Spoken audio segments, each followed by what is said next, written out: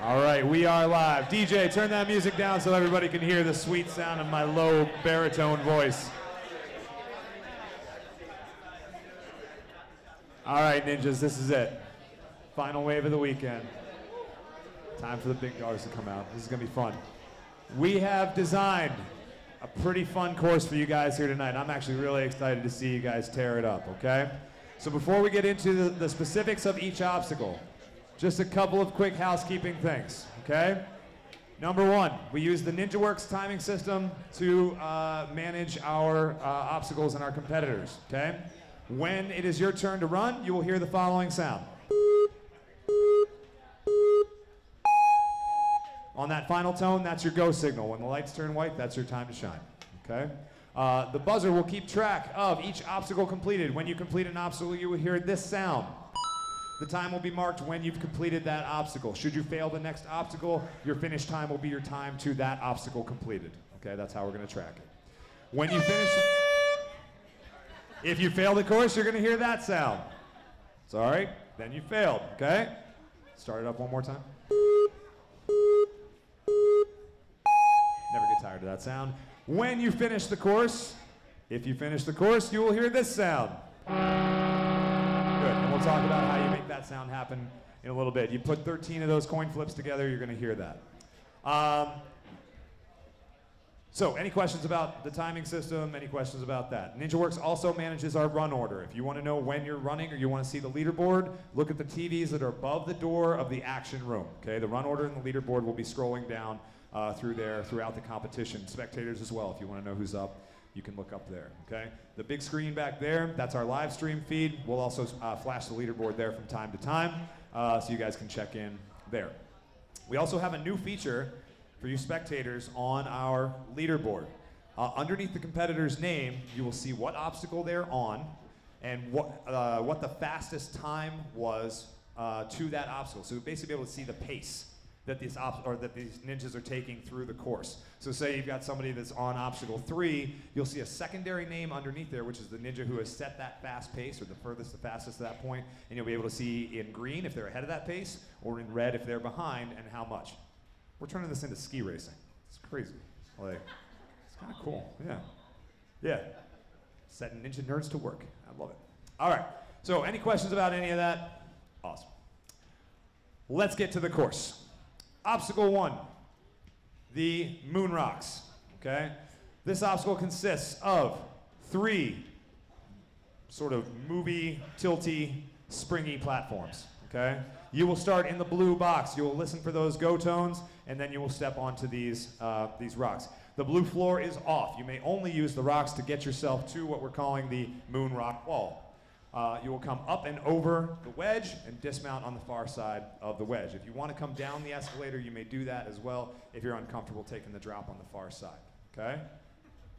I'll get there, Chris. This panel over here is off, okay? We're not engaging this, not going up over the wall on this panel. You may only go up over the wedge, but if you have to grab the sides, here, we had a competitor do that in the last round, that is fine, okay? Here's what I'm going to tell you about this obstacle. This first one uses higher density springs, okay? They're a little bit beefier, doesn't move quite as much. The second and third one moves quite a bit, okay? If you have designs on just hard charging this obstacle, that is your choice. Whether or not that's a good choice remains to be seen. You can watch the live stream footage from earlier in the day and make your own decision based on the success rate that you think happens. But I will tell you, the reason why we put this obstacle in first is I got sick and tired of seeing people designing ninja courses where the quad steps were just a first up gimme obstacle and you could just run through them very easily. You guys are professional ninjas. You are here to be challenged. So every obstacle on this course is designed to challenge you from first to last. This one is just as important as obstacle 12, as obstacle 13, okay? Treat it with the respect that it deserves. There are no gimme obstacles on this course, okay? So, a couple of things about this. If you pin it down to the floor, that's fine. If you feel like this is an advantageous position for you to be in, that's great. But if you put your toe out over like this, and your toe is making contact with the ground, our judges will ask you to move your foot. If you don't move your foot and then you proceed on further with the obstacle, they will fail you, okay? We're on the plates, not on the floor. You may use your hands, Chris. You may absolutely use your hands on these, okay? And in fact, in some certain cases, if you need to save yourself, I would suggest it, okay? And then proceeding up and over the wedge. Who wants to be my demo? Adam? Go for it. You're both going to do it? The Rosenblatt brothers. Go ahead. That's the aggressive approach.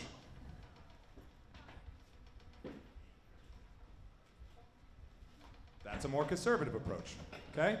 Pretty straightforward. Definitely not impossible and not designed to trick you guys at all, okay? It's just a fun first obstacle. Any questions? At what point are you considered over the wedge and can you turn to the left? Once you top it out. So once you're up here, you can go to All four limbs, or? you want to put your butt on it? You want to put your hands on it? Like, once you cross this plane. So you can't come inside this way. So like you couldn't be here, get your hand there, and then bring your body around this way. So you have to make a move over the top, over the plane, and then down. Okay? Anybody else? All right, cool. Now here I'm going to ask you guys to join me in the warp wall room, all right? Probably the easiest way for you guys to get in there is going to be going around this way. Just try not to contact the trampoline when you do it. And when you get into the warp wall room, line up against the windows. That'll keep you clear of the obstacle while we explain the next obstacle.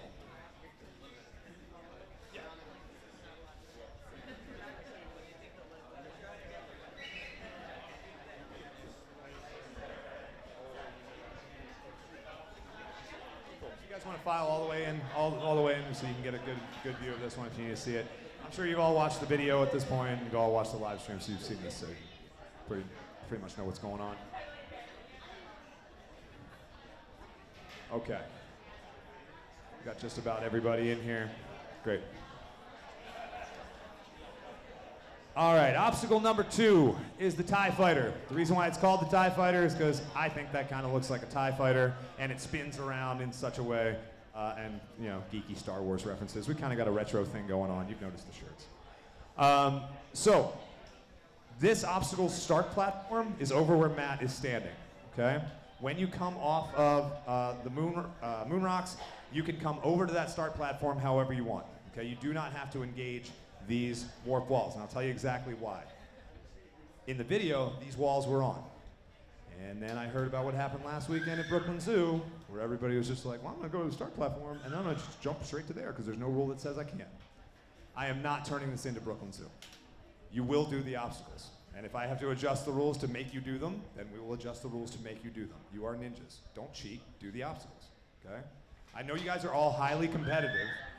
I do want you guys to compete against one another, but I want you to do it with the integrity of a ninja, okay? I take this stuff very seriously, so I want to see you guys do these obstacles, all right? So that's why this is off. So good for you. Whatever path you want to get up this 8-foot wall is here for your convenience, because I frankly think it's a faster way to get up to this platform. But if you want to come over here and make your way up, that's fine. If you're a smaller competitor, you can sit on top of that 8-foot warp wall and grab the TIE Fighter and send it down. We are going to have this small platform, the blue one, on top of the black. It is there for your convenience, okay? This is your start platform. So if you want to start from the black, you're more than welcome to. This is here for your convenience. The top of the wall is also there for smaller competitors to be able to reach it. Okay? Who's my demo? Ben? Oh, well then we'll set a bigger platform up there for you. Go ahead, Ben. Ben's been putting in some hours this weekend, man. He's really been doing a good job of testing for us. Send it. All the way down, okay? Good job, Ben. Okay, so a couple things. One, we call this an active slider, okay? If you just hang yourself out up there and you're just like, it's gonna carry me to the end of the obstacle. No, it won't. You have to engage some sort of motion, whether you have to push off the wall or whether you have to pump it down there, because if you get down here with no momentum, you're gonna be stuck in no man's land, okay? This platform is a little farther away. We've seen a lot of competitors have that happen to them, and then it puts them in a situation where they have to generate some sort of upstart to get themselves there. It's not impossible, but it is more difficult, okay? I want you guys complete, because I'm not gonna tell you or hide anything from you. That's a situation you don't wanna be, okay? So if you have to push off the wall or whatever to get yourself down there, that's fine. Any questions about the TIE Fighter? Incidental contact with the orange mat is okay. You just can't use it to your advantage, can't push off it.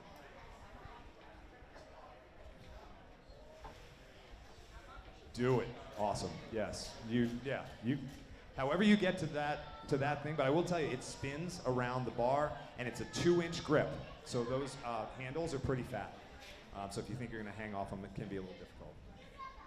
They don't spin. They're static, but they are just a big 2-inch grip. Okay? Any other questions about that? Cool. All right. On to obstacle 3, the jumping spider. So head out onto the main gym floor. Try not to touch anything, please.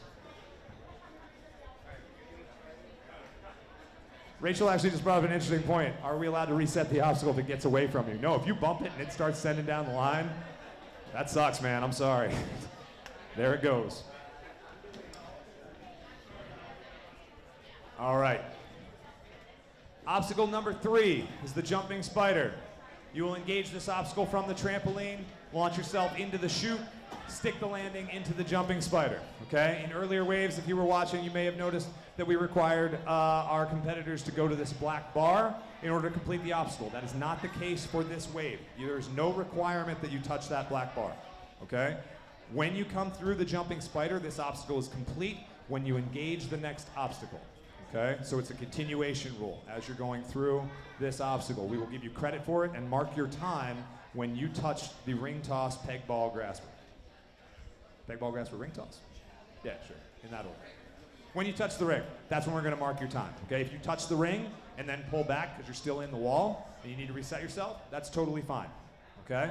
But just engage the ring and then you're off down the line on the next one. But any questions about this particular setup for the jumping spider? You can touch it, but it will do nothing to credit you with completing the obstacle, okay? Yes, and no grabbing on the top of the jumping spider, okay? Like no ledge up top. Keep your hands on the surface. Yes? You can absolutely use the bar. It's there. It doesn't count for completion of the obstacle, but it's certainly there and you can use it. Do you have to use the wall? Excellent question from the Flying Phoenix. I talked to Chris about this last night, and we actually spent quite a bit of time discussing it. No. The answer is no. If you think that you can send it from the trampoline to this bar, not touch the walls of the jumping spider, and continue on, more power to you, okay? It's a big, risky move. I like big, risky moves. They make for great live streams, okay? So, that is one hack that I can't change, and I would love to see you guys try. All right? Keep in mind, it's obstacle 3. Yeah, I said that. No using the top of the spider. Yep, no grabbing the top. All right, any other questions about the jumping spider before we move on? Fantastic. What? Yeah.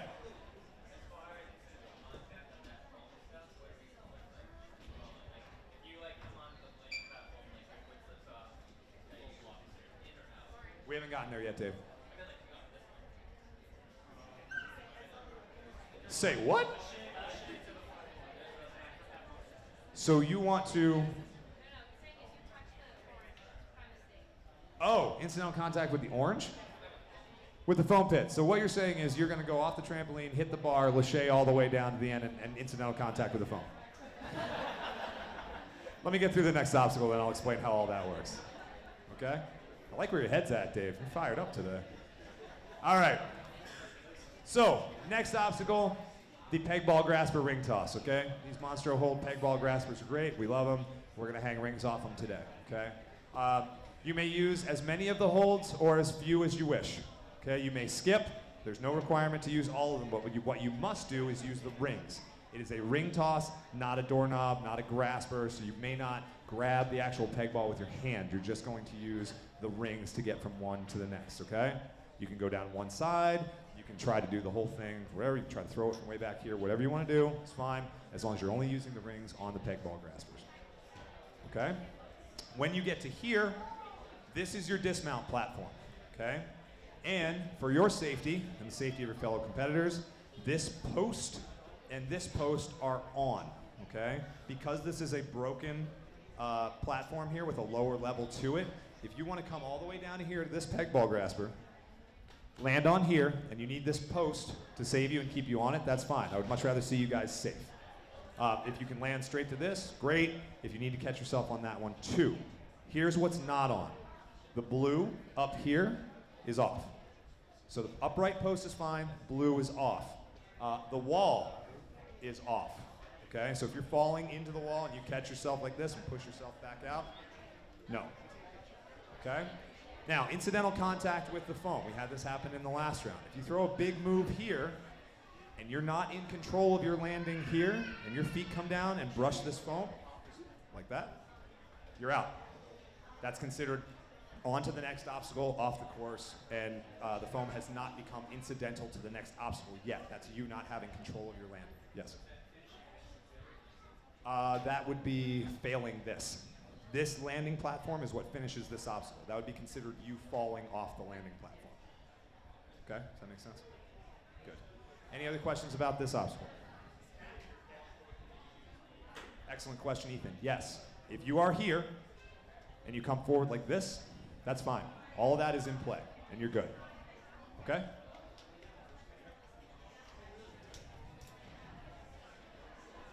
Go for it. Yeah, I don't need to show control. Yeah, this whole thing is in for you to land on. You can grab the pole, you can grab wherever you need, okay? If you want to crane it down here, just be careful, because if you weight that foot and we push down on the mat, then that would be considered a miss. All right? Yes, but when I tell you how you have to engage it, that might not work for what you want to do, okay? All right, so as we move on to the I-beam crossing. Oh, demo. Sorry, I'm skipping over the demos. I get too excited. All right, Ben.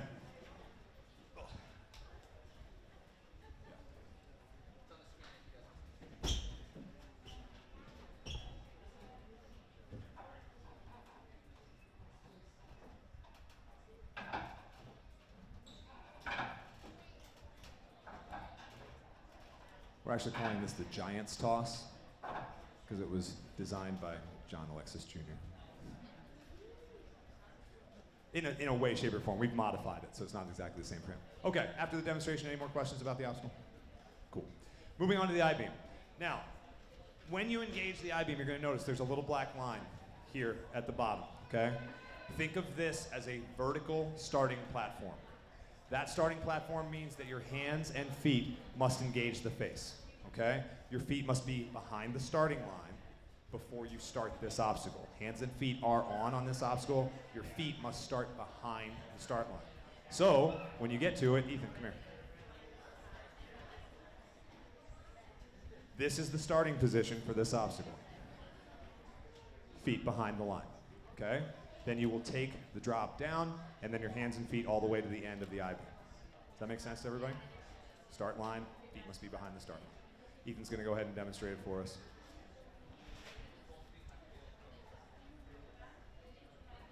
Yeah, just to be consistent. That's how we've been so far today, so. Okay? Yeah.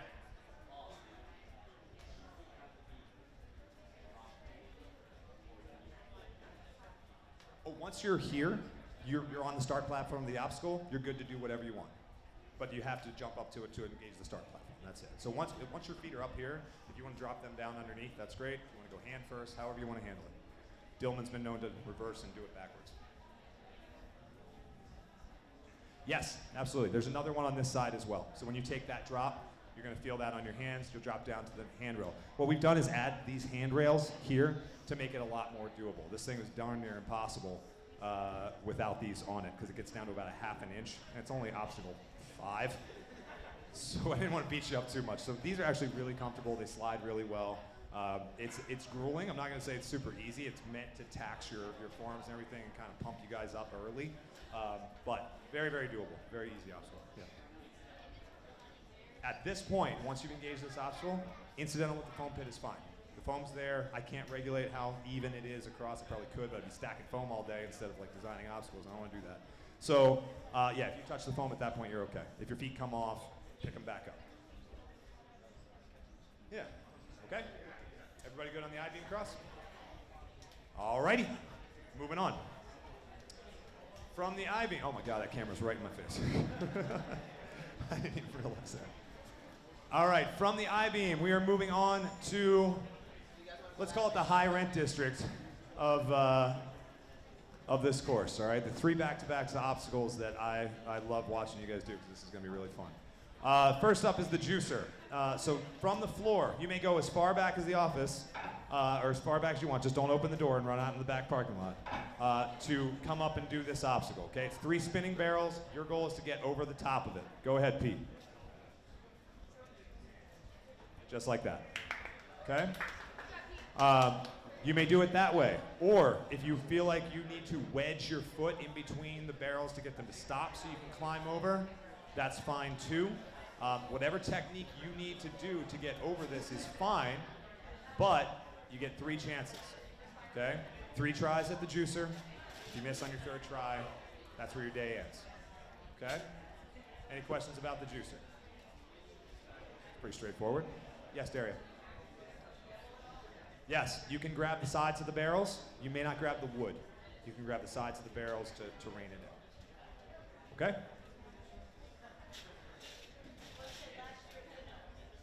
This year, you're fine. Yeah, absolutely. I want to get some people over this thing. I'm working on it. Okay? All right. Any other questions about the juicer? Okay. Next obstacle. From the platform of the juicer, you're going to engage Ragnarok. The reason why we call this Ragnarok is because I love Thor Ragnarok in the first scene of the movie when he's talking to Surtur. He's just spinning around.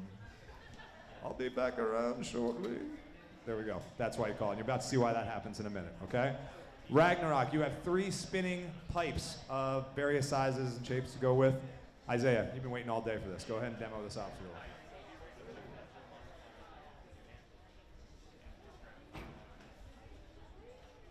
Very nicely done, okay? Super smooth. This thing's a lot of fun, guys. I really like this obstacle. But you can get yourself into some positions if you struggle with that rotational vector, okay? So, yes. Yeah, they spin both ways. They spin around 360 degrees in all directions. As far as rules go for this one, orange mats are off. The landing platform is where you're trying to get to. If you fall back into the pit, you're obviously out. If you crane to it, that's fine, but your feet need to be above the pit. Can you go beyond the landing platform? Yes, that's fine. Watch out for the break in the middle of the mats. Okay, there's 2 mats pushed side by side right there. If you get down in there, I don't want to see anybody pull a Natalie Duran or anything like that. I don't want you to go, or an Erica Cook, God forbid. Just please watch yourselves in your landing platform. I don't see anybody blow out at me. Yes? Let's say you jump up and come down and you land back on this. Can you try again? Absolutely. You can reset to the start platform as many times as you need to. Okay? Anybody else? Ragnarok, it's fun. They sure can. Absolutely, yeah. Adam, how tall are you? Okay, that's fine. Let's show how you jump to it. Ethan.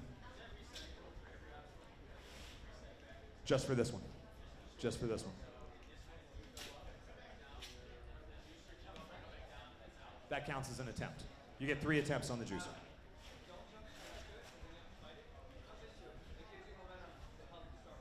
Thanks, Coach Drew. Just helping everybody out. Go ahead, Adam.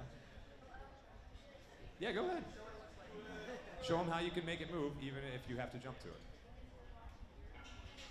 See how it comes around? Now, once you get the second one in your hand, you can have some momentum.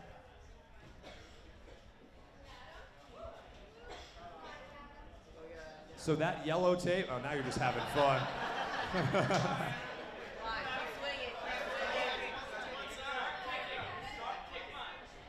Yep. Adam, you're giving them so much beta right now. Please jump down. Thank you.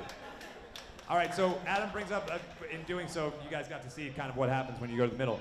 That yellow tape in there is there for your safety. Please don't grab inside of the yellow tape. It's just because the Cheesebro clamps are right there. I don't want to see anybody cut their hands up. Keep it on the black, just for your safety.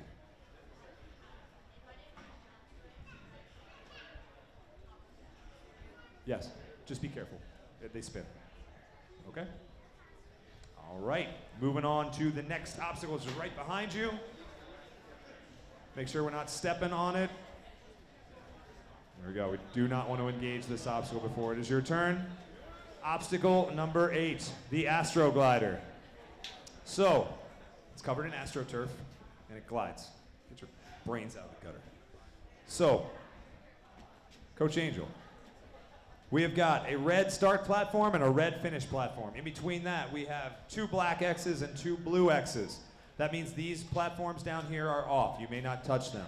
This structure here, this gray carpet, is there for your safety. It's padded, so in case you fall, you don't hit the wood. That is also off. You may not use that. For pro level, for you guys, it's feet only. No hands. Okay? You may get a running start from as far back as you want. Okay? Or you can just start with a push-off. It's completely up to you, however you want to do it, but when you do this obstacle, it looks like this.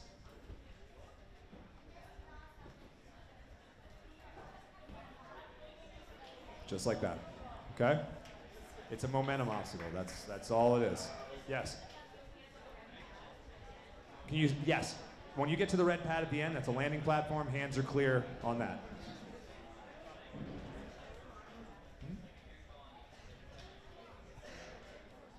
No knees. We put that out for the 9 to 10s that they weren't allowed to use knees, so you guys no knees. No hands. Oh yeah, absolutely. And I mean, if you come down, it's just like a little pop and you're back up. That's probably fine too. I'm sure. Just don't leave it in the hands of the judges, because if you land like this and now you're riding it with your hand down, the judge is going to be like, "You used your hands." Okay. Yeah, you can land beyond the landing platform. Watch out for those boxes back there in the live stream feed. But yeah, absolutely. Any other questions? Cool. This one's a lot of fun, guys. I hope you see a lot of you guys make it through it. All right. Next obstacle, where Henry's standing, is going to be Dante's Ascension. I'm a big literary fan. I love Dante's Inferno, so that's why we call it this. It's Halloween time. There's skulls on it. Dante's Ascension. There are a bunch of holds here on the low side of this hangboard on the back. You are going to use those to bring yourself Blarney Stone style underneath this hangboard and engage the obstacle with your feet ahead of the start blue line right there. So your feet are on the ground. You're holding on under here. You're going to engage the obstacle. Now, your feet are not allowed to touch the ground beyond that blue line. Okay? Incidental contact, fine. If you push off, not fine. Okay? So if you're here on the blue, and I see you, our coaches, our judges see you push off of the blue floor, that would be a fail. Okay? Where Pardo's at right now is fine. It's just an indication of where your feet need to be for you to engage this obstacle. Pardo, think you got it in you? He's been doing this one all day. So. Now, up at the top, those bars that go across are considered structure for the next obstacle, and they are off. You may not use the bars to grab. You're grabbing the globes all the way down. Come on, Pardo. There it is. Good. I also wouldn't recommend trying to squeeze your fingers in those little clips up there. That might hurt. This obstacle is complete when you engage the bar that signals the start of the next obstacle, Cirque du Soleil Salmon. Okay? Any questions about Dante's Ascension to Globe Graspers? Pretty straightforward. It's just a big old hanging line. The whole Globe Grasper is on. Yeah, you can grab the metal, grab the globe, grab any of it all the way up there. Okay? Just don't grab any of this hardware that's up here. Don't grab the bars or any of that. Yeah? That is off. Those are off. So you're going straight to the bar for this one. Any questions about this? God, I love pros. You guys are like, I don't want to ask a question because somebody might do what I'm planning to do. And I don't want to. No. All right. Once you engage the next one, the Cirque du Soleil Salmon, okay? Here's how this obstacle works. You may take this bar down these rungs as far as you feel necessary to get yourself up to the salmon ladder bar. If that's one rung, if that's two rungs, if it's all the way down, that's entirely up to you. If you want to throw it from the start position and go right to the salmon ladder, that's fine too. Okay? That bar is a little bit heavier, it's a little bit wider because of the way we have it set up. I want to make sure to keep you guys safe that we gave it a little extra girth. Okay? Plus it's going down, so it's not like you have to lift it all that much. So that bar will travel down as far as needs be. Then you're going to make your way up to the salmon. Now, you can go straight across. You can go down and across. You can go all the way down and across. It's up to you. But this obstacle is complete when the bar, at least one side of it, rests at this yellow notch. Okay? At least one side of the bar must be resting in this yellow notch. Okay? You can take whatever path you want. Pardo, if you would, please.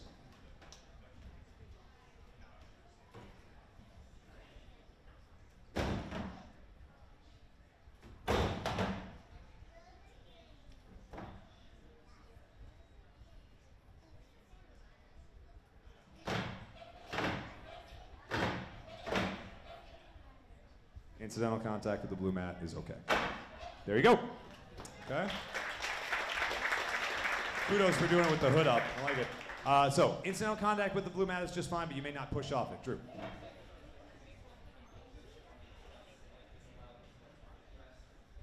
Sure. Yeah, absolutely. So, in the previous way, we kind of got into this a little bit. Now, if you want to bar over and sit on this bar and shake it out and rest at any point, that's fine. There's a time limit on this course of 5 minutes. It's pretty tight, honestly, for a 13 obstacle course in the way we have it designed. But if you feel like you want to take that extra rest, go ahead, sit on the bar and rest it out. Okay? We'll allow that. But you may not push off of the structure up there. Like say you're up on top of the bar and you start falling, you push off the structure and that stuff's all. Okay? But if you want to bar over and sit on it, you can.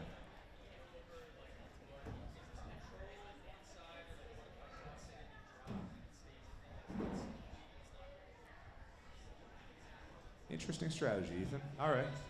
No, I know. I can kind of see where you're going. This is why I like ninjas. All right. The way I described this was one side of the bar needs to be in here. I did not say that you needed to be attached to that bar up until now. I haven't had to because nobody's asked that question. So at this point, I'm going to answer your question and say you need to be attached to that bar when it goes in here. Now, once it's there, if you dismount quick and you're off it, fine. I'm good. So.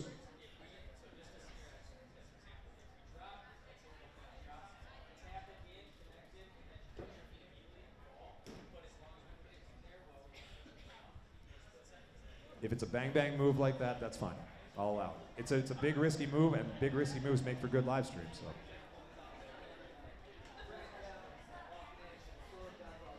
Yes. It's a cool move. I like it. If you peel off,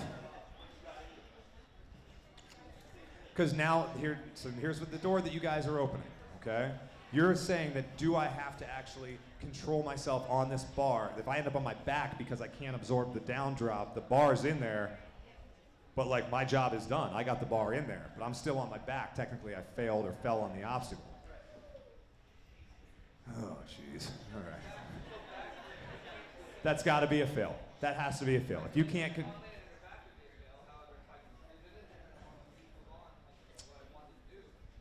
But see, I have to keep it consistent for future. I didn't make them clear a blue line. I didn't make them do anything else. So you guys are, okay.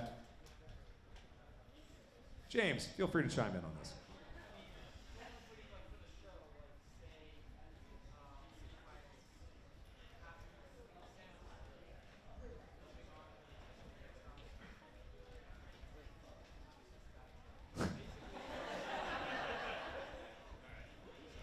Okay. No, I know, and I understand kind of where you guys are going with this, but this is the first time we've kind of gone down this road today. Because if I say you have to show control on this, that's the first time on this entire course I've said you have to show control on anything. Personally, I'm not a big fan of the show control rule. I like obstacles to be self-evident. But because this one doesn't have a landing platform other than getting the bar in here, I don't want to make a broad statement that would then dictate your movement pattern. Yellow tape's the landing platform.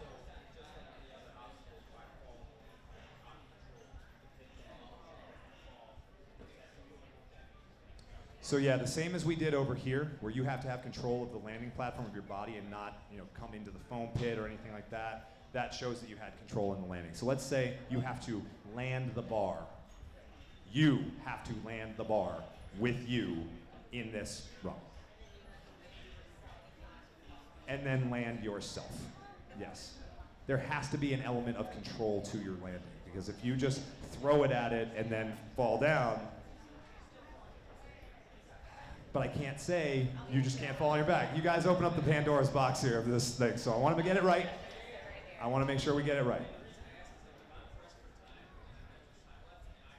Oh, I know. Yep.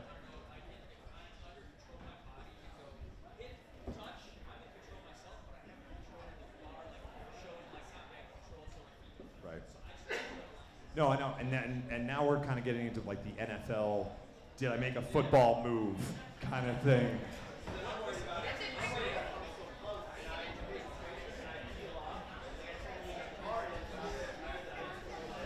So this is why we're doing this during rules and before you guys compete, right? I'm not here to argue with anybody about did you have control, didn't you have control. You guys are highly, competitive people. And I'm not trying to get in a fight with anybody about whether you had control or not, but I know, so I'm trying to get this right so everybody's crystal. When the bar lands here, you must still be attached to the bar and show me that you can control your landing. If you end up on your butt or your back, you're out. If you're on your feet and you start moving towards the next obstacle, good, I'll give it to you. That shows me a level of control. But if you're here and then you're, is it up to the next one? A little faster than that? That's not control, okay? But if you're here and you're like, off, away, good. Oh, sorry, you're going this way.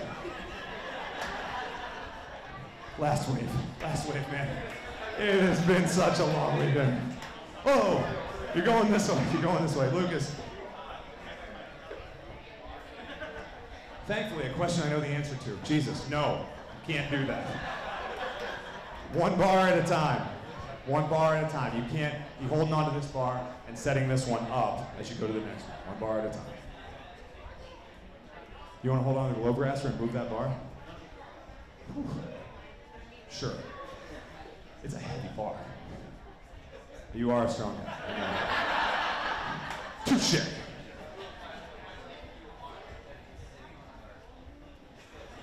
No, one bar at a time. Okay? Okay. Anyway, hey, listen, guys. Like I said, I want to get it right. I don't blame you for trying to find hacks on this thing. It's a tight time limit. You can sit on your butt. If you can get your butt up on top of that bar. Oh, you can rest on your hips. You can rest however you want. You can put any part of your body on and around that bar that allows you to rest your hands. But the clock is ticking the whole time that's happening. Okay? Can we move on? Hey. Yeah, he demoed a long time, like 20 minutes ago, he demoed. All right, next up is the battering ram. This obstacle, stick with me, guys. Stick with me for a little bit, we're almost through this. Make sure we're not touching that Astro glider. Some of you guys are getting a little close. Next obstacle is the battering ram. You're going to engage this obstacle from the trampoline, take it up to the PVC pipe, slide the PVC pipe all the way down, make the transfer, and then end up on the black platform. Now, do you have to make the transfer if you just want to throw it from the first one? No, there's no obligation to make the transfer on this obstacle. Can you jump straight from the trampoline to the platform? I don't know, can you? You want to give it a shot? Watch out, there's sharp stuff up there and tennis balls, okay? You may not touch any of the structure. It includes the pipe that the PVC is sliding on, unless that is incidental contact, if your hand slides off or something like that, but watch your fingers, because you could get them pinched in there, that's a safety thing. You must land on the elevated black platform and not make contact with the black mat underneath, okay? That's the safety part. Demo.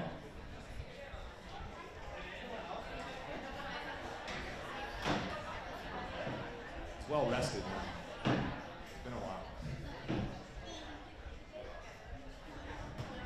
There you go. Okay? Yes. Yes. And put your fingers inside it? No. No reaching inside the PVC. It's just a bad idea. It's bad for your fingers, bad for the obstacle. It's just a safety. Okay? Her first question was, can you put your elbow over the top of the PVC? You absolutely can. Okay? Any questions? Any other questions about the battering ram? It's pretty straightforward. Oh, thank God. All right. Obstacle 12, the devil steps. So once again, your feet will engage this obstacle behind the start line. Your hands can go as far up the devil steps as you can get them, or as you feel is advantageous, as long as your feet stay behind that line. So there is no obligation to engage this obstacle on the first, second, even third step. Whatever's comfortable for you is fine.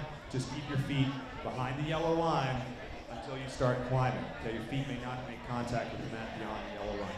You will go up the devil steps, across the gap, take the drop down the flat face, go underneath the campus cans, back up the other side, angel step to the far side, and back down and finish on the black platform there. You are under no obligation to use the angel step. Incidental contact with the wall is okay, but you may not push off or use it to your advantage. You may use feet on the campus cans, but not on the wall. If I'm missing anything else, the black landing platform is elevated, so you should have no reason to make contact with the black safety pads underneath. This obstacle is complete when you land on the black. Yep. No feet on the devil steps. Thanks, Chris. Hey, if I didn't say it, I'm sure somebody would have been like, yeah, you can. Just watch your wrists and forearms if they get a little tight. Oh, his question was, can you use both sides of the devil step? So, like, could you grab around here as well? I'm fine with that. Just watch your forearms well. I don't see anybody break them.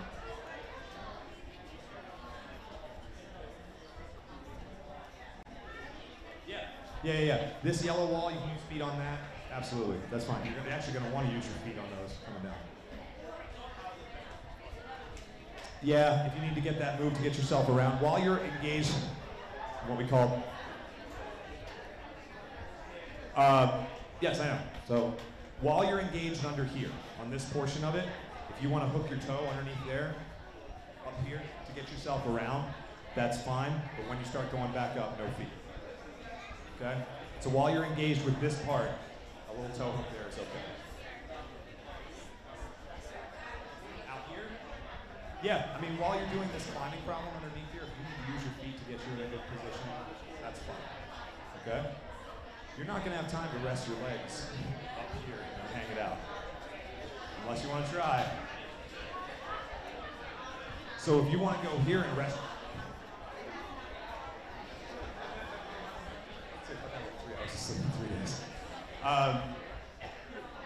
So, once again, you guys are asking questions that haven't been asked before. I'm going to say, just for the sake of argument, this blue outside structure is off for the whole thing. Okay? So only here. Okay? This is off. Those peg graspers are on. The blue part is not. The peg graspers up there are there for your benefit, but the blue part is off. Okay? There's two peg graspers up there. Yeah, those are on. The structure is off.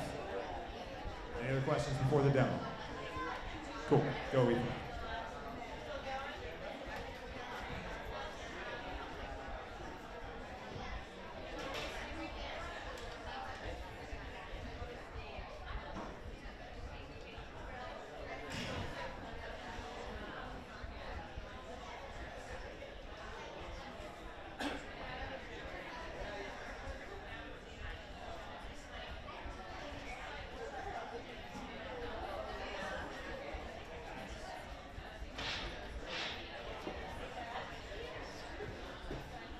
Obstacle complete.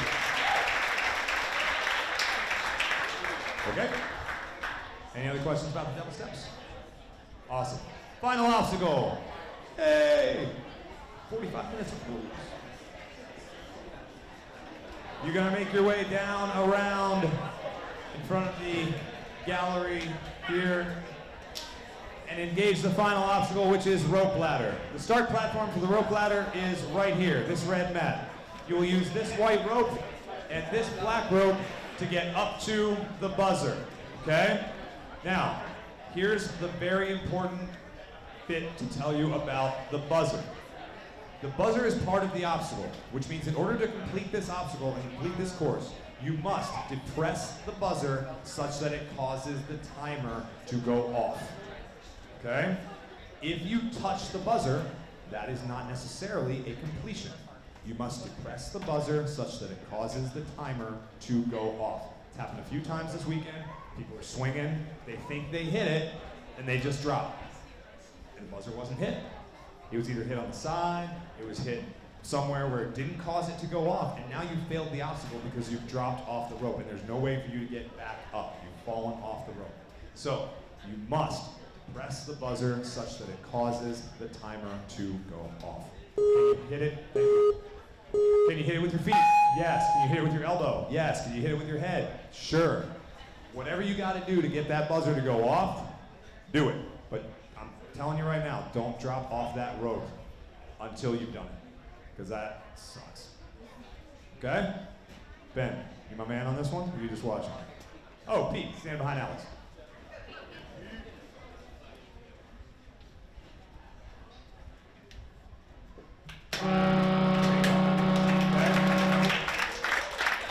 Very, very simple. Now, the wall is on for your feet. You can use your feet on the wall. You may not put your fingers over the top of the wall and shimmy across the top and go hit the buzzer. The wall is not part of the obstacle, but it is here. So incidental contact, if you want to use your feet to push off, is fine. Don't cross in here into the yellow window. I don't want to kick Renata in the head or mess up her thing over here, okay? So keep it to this side of it if you're going to use your feet. But it's pretty straightforward. Rope to buzzer. Okay? Questions about this final obstacle?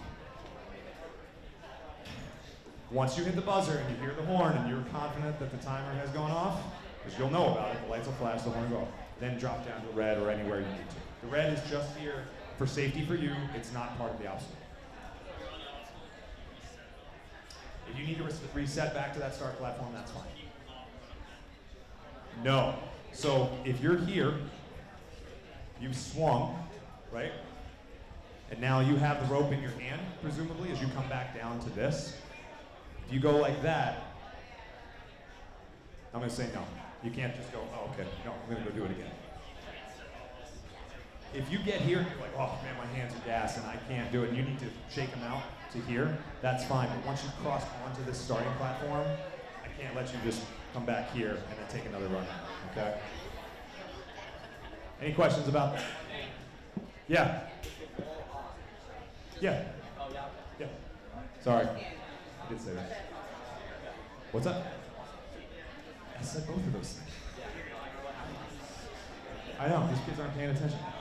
All right. Thank you. So, any more questions about the course? Good luck, guys. I'm going to read off the first 10 competitors, and then we're going to get this thing going. First up, Nikki Thumbs, followed by Daniel Harlow, Yancy Kazada, Daria Beard, Tom Doolin, Gary Samoji, Danielle Malkin, Thomas Bagnini, Jonathan Alexis, and Ryan Scott. Those are my first 5. Is it John Alexis Sr. or Junior? Junior? 9? It's Junior? Okay, cool. Okay. Scott Machonsky, if you are here, go check in. Scott Machonsky, if you're here, go check in.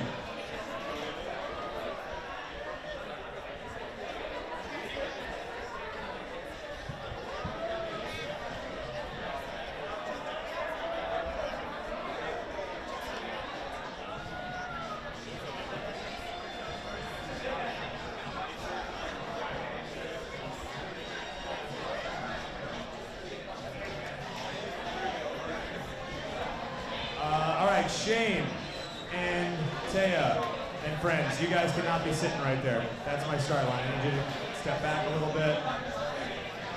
Good. You competitors, to the action room. To the action room. All right.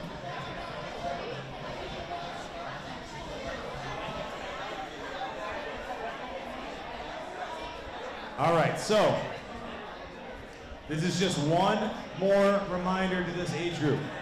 Do not take this first obstacle for granted. It's up to you guys how you want to do it, but I'm telling you, it's an obstacle, not a layup. Just caution you against any bad juju. All right, all my ninjas that are out there on the floor, get to the action room. You guys are on the course. You cannot be on the course while he is running. Lucio. Alyssa may be in the back room, but you can't be on the course. I don't see anybody get taken out. Chalk is allowed on the course, which is good things for Nikki because his hands are covered. What? Yeah, Chris just asked. Chalk's allowed. You're good. Can you hear me?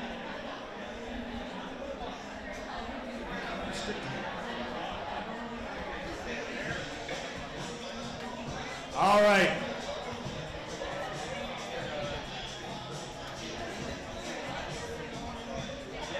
Yes, if you have a chalk person who you want to follow you around the course and have chalk for you, that is allowed. That is allowed. All right.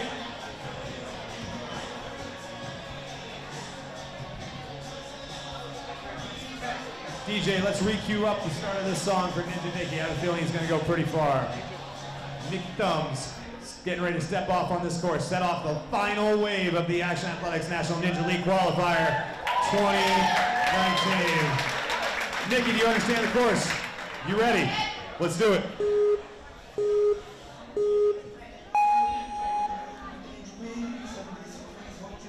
Nikki not taking any chances on these moon rocks. He's heeding that good advice, and he's off and onto the course. That's exactly what we want to see as he heads into the TIE Fighter amongst the dancing monkey mat.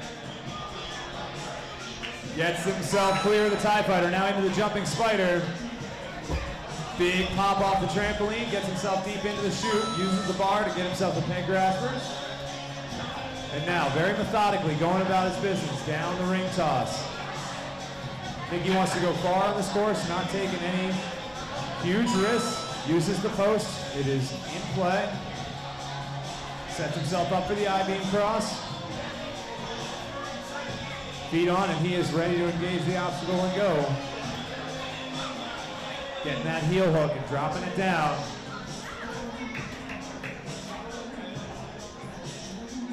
Now he's got his hands engaged, and he's just gonna caterpillar himself all the way down that I-beam.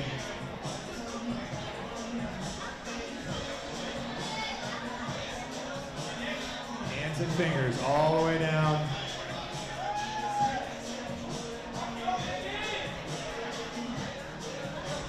Just got to get his feet to that finish platform. And he's home. Now into the juicer, the high rank district of this action course. Nikki up and over. Now into Ragnarok. A little more than 3 minutes left on the clock, 3:15. Shaking him out, eyeing up this very unique obstacle. Takes the ride around. Nikki, a very experienced ninja course tester, 4-time A&W competitor, 2-time Vegas finalist. This man's got the best thumbs in the game. See what he's got for the Astro Glider. Gauging that push off. Sets himself down the line, a little slow on a push up, but he's still able to get a leg out there. We've seen it done this way before. Nope, not quite for Ninja Nikki Thumbs today. All right. Next up, Daniel Harlow. Spectators, make sure we're staying back off the course. I know you guys are excited. We got to give our athletes room to work. Daniel, do you understand the course? Are you ready? Let's do it.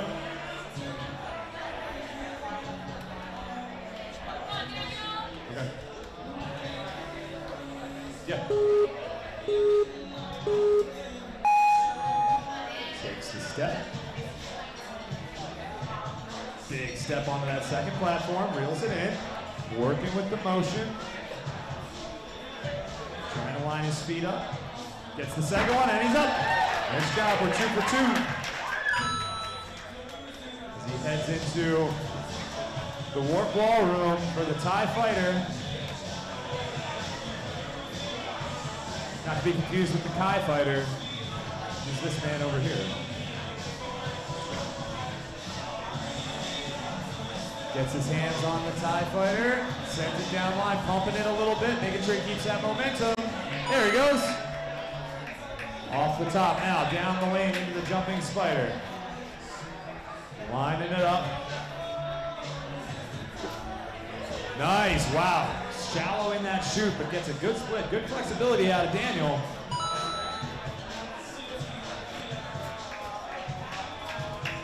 Very nicely done. Showing off those L's, now drops down to more of a long arm position.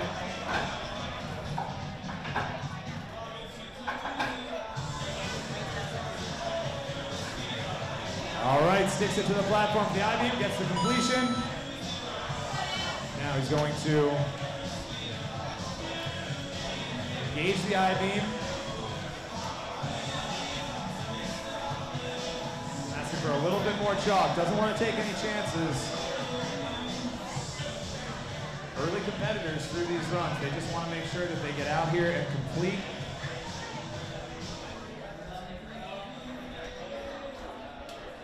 Taking that drop, working really hard, just hands to get himself through. Now he's gonna squeeze his legs. You can take so much pressure off your hands just by squeezing your legs through this.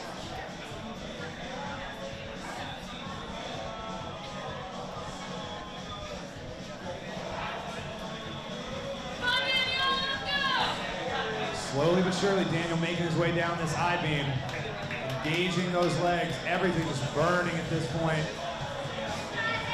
A lot of time under tension on this obstacle. Gets those legs out and extends them, and he's clear. I'm sure flicking a little gas gives the old worky tongue wag. Breathing heavy as he eyes up this juicer. Now, big power move up on top of that juicer. Got to get that leg up. Get the other leg up. He's up on top. There he goes. Swings the leg over. All that effort on the I-beam starting to catch up with Daniel just a little bit. But he is a ninja. He knows how to dig deep, find that competitive drive, and complete obstacles. Even when he's tired, oh, misses the ground the first time around. Now that second one is spinning. Let's see if it lines up for him. And there it is. He's got it. Now he's still got to get that momentum to get to the finish platform. Found himself kind of dead in the water here on this third one. He's going to have to generate his own momentum. Trying to figure out this rotation. One hand on each side of the yellow. One hand on each side of the yellow. Getting some advice from Drew Dreschel. He's been here all weekend, really coaching a lot of his ninjas through this course. He knows what he's doing. There he goes. Now he's starting to get it lined up. Sticks it. Woo! Daniel's got about a minute left on this course. Now eyeing up the Astro Glider. Trying to talk himself into it. A little up on his toes, but he looks okay. Just didn't have the momentum to get to the second half.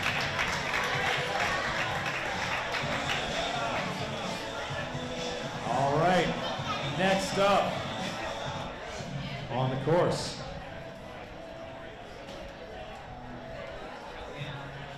Yancy Quezada. Yancy, you understand the course? Are you ready? Let's do it.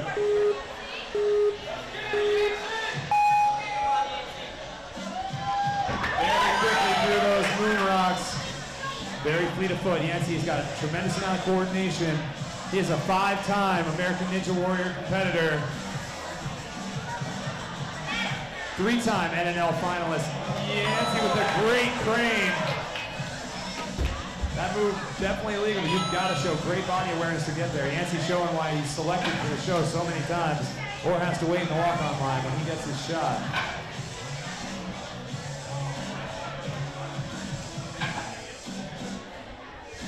Sticks it to the platform, and he's clear.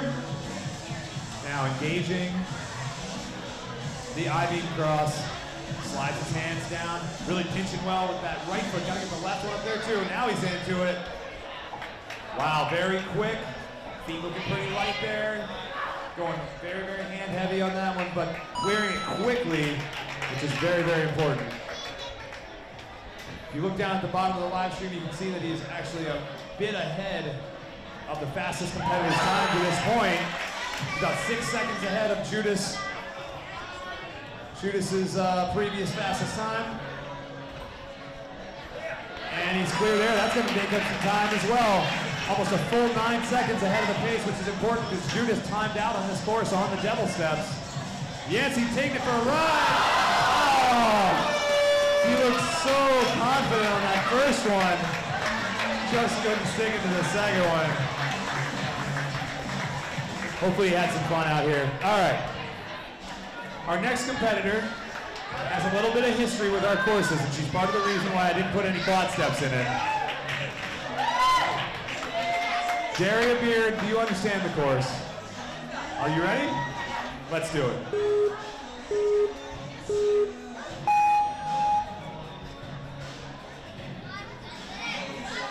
There she goes. Daria competing in the Masters division.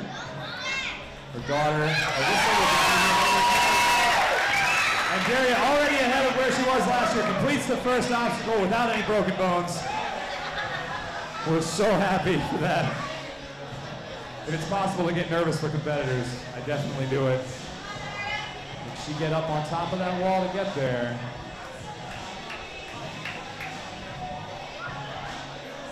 She may want to get up on top of that 8-foot warp wall.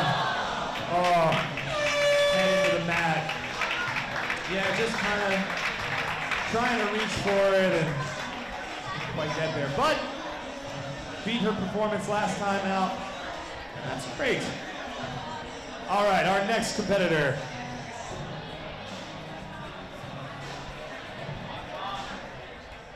Our next competitor, Tom Doolin. Let's make sure we get Daria clear of the course, and Alyssa and James. Very nice, okay.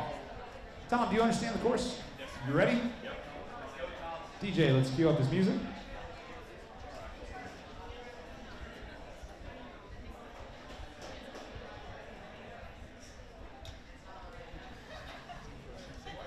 Unlimited internet in the whole world. And we can't get a simple Blink-182 song to load up. Kai, do you want to sing us some bars? I know you know it. Which song? First Date. Going out on the very first date. Can't wait to pick you up on our very first date. Is it cool if I throw your hand? Is it cool if I think it's lame to dance? Do you like the stupid hair? There we go. All right, Tom, you ready to go? Let's do it.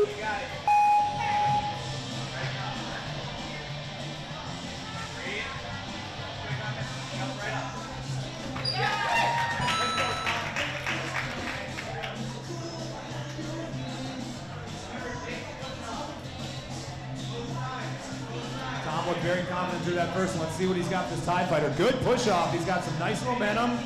Rides it all the way down. Excellent footing. Don't wait.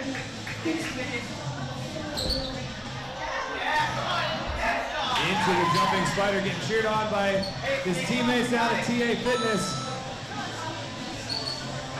Lucas Reality is going to be running a little bit later tonight. Cheering on his buddy Tom. Tom showing some good skill across this peg grasp and ring toss.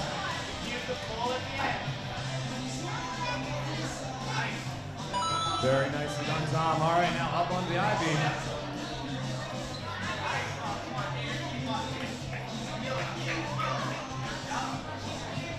Now down and under the I-beam, taking that drop. Now he's got himself engaged. He's going to start pumping those arms out.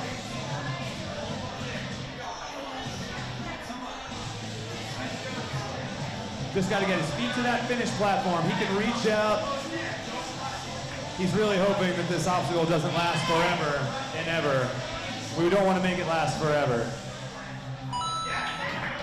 Off of the I-beam and headed into the juicer. Going to take a few steps back. Took a little run up. He needs a little better technique there. One. Second one gets better, but just got to get his foot on top of it. This is the last and final try. Tom's got to get super explosive off those feet. There he goes. Get that head over. Come on, Tom. No. That is about as close as you're going to get and not make it over. Man, I really thought he had it. Wow, great job, Tom. Nice work, nice work. All right. Next up. Love the classic. Respects the classics, man. Gary, how do you pronounce your last name again?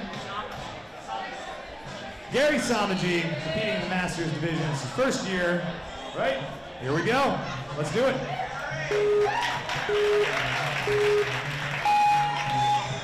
Go ahead.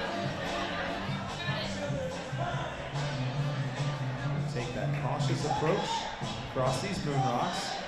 Confidence in his steps. Presses into that right foot.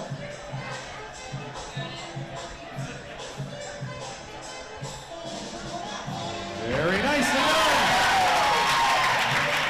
For a second there, it looked like he had ants in his pants and needed to dance. You know your James Brown lyric. All right, heading into the TIE Fighter. Gary is a disabled American veteran from Vietnam. He's been married for 40 years with 4 children, and he has 5 grandchildren and 1 on the way. That is a productive life, and now look at this man becoming a ninja late in life. Letting nothing stop it, except for the jumping spider.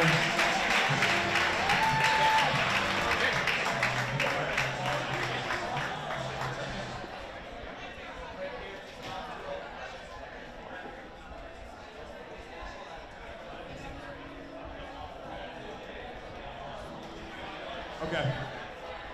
All right, so quick time here while Nick gets up there and fixes that obstacle. That's why we put redundant systems in. That's why we make sure that we clamp everything down. That obstacle's taken a lot of abuse this weekend, so Nick Masters is our on-hand mastered obstacle technician. So when something like that happens, we're ready to handle it. So we'll let Danielle kind of simmer here for a second at the start line. Get a floss party? Danielle wants to get a floss party going. I suck at it, so I'm going to step right out here. These kids are joining in. They're good.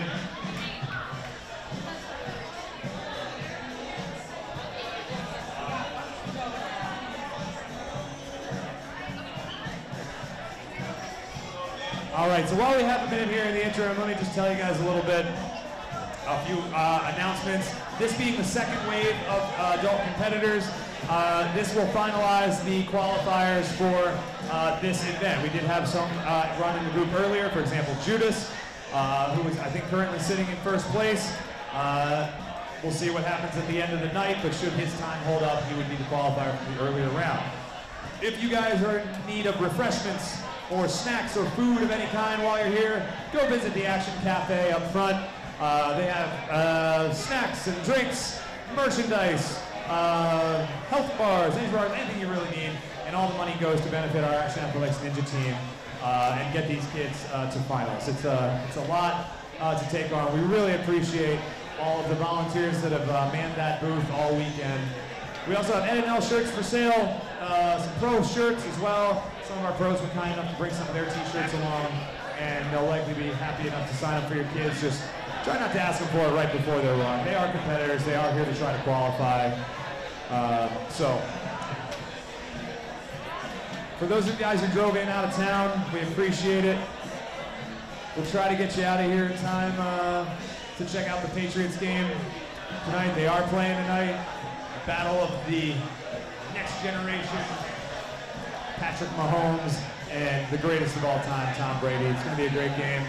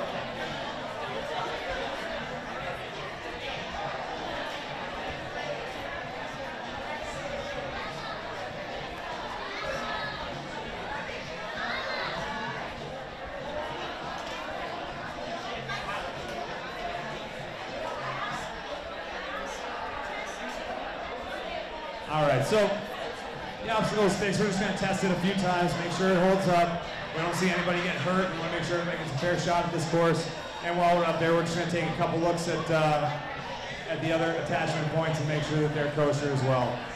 These obstacles have seen a lot of reps this weekend. That's one thing that you don't really realize about American Ninja Warriors. Like when you're on the show, they have to get maybe 100 competitors through a night, then they break it down, set it up on the next city. The obstacles that we build in here have to stand up to hundreds upon hundreds of reps, into the thousands. Our warp walls, probably since we've opened here, seen at least 1 million reps of kids just running out all the time. Our salmon ladder, I mean, you can tell if you look at it, the rungs are all, it's hardened, like an old baseball mitt.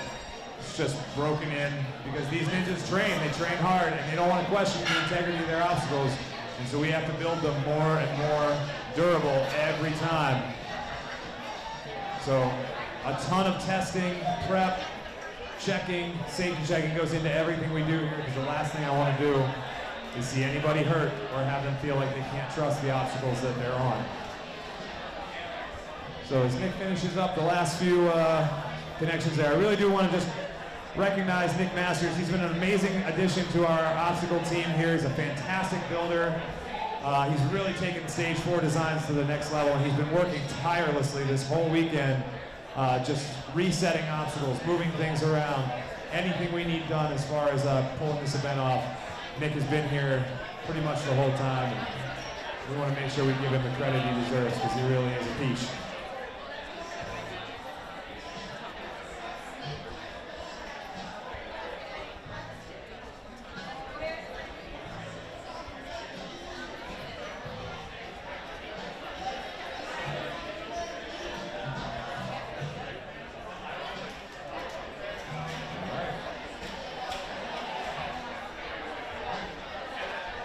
There we go.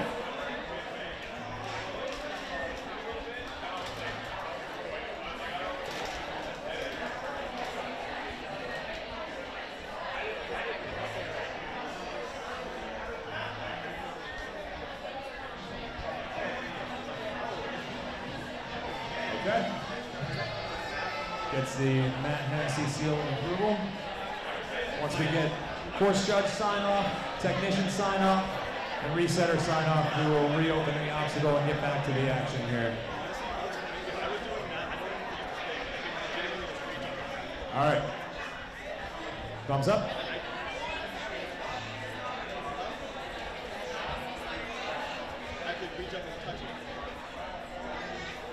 All right, thumbs up all around. Let's do it. Let's get back to Ninja. Telling you, quick peek at the leaderboard here. Yancey moved himself up into 3rd place with his run. So our first competitor from this division that's cracked that top 3, Nick Patel, up there in 8th place. So we're gonna see a lot of fast ninja action here. And another competitor who's looking to make that happen, Danielle. Danielle, are you ready? Do you understand the course? Let's do it!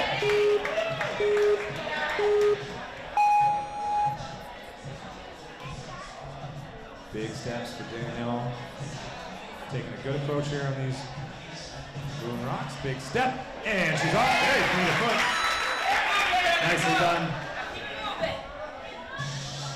Danielle was a Season 10 competitor in American Ninja Warrior in Philly. She also ran as a pro ninja at the Rockford Ninja Warrior competition this past August, where she placed 6th for the pro women. And this is her 3rd season competing in the NNL.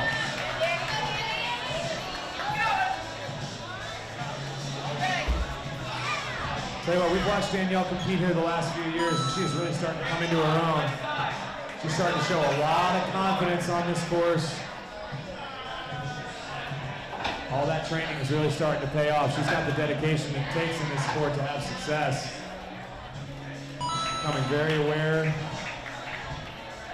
of how to manage a course, keep the obstacles straight, remember the rules. There's so much more that goes into this than grip strength and balance.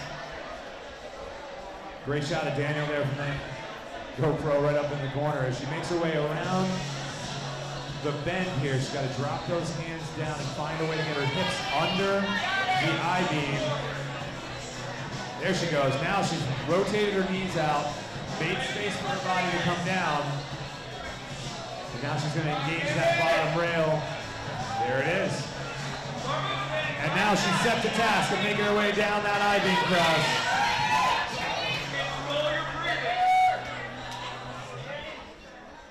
Danielle's got a big support system here tonight. They all want to see her do well. And she is slowly but surely making, she's got those long legs. She'll be able to reach out early and get to that finish platform.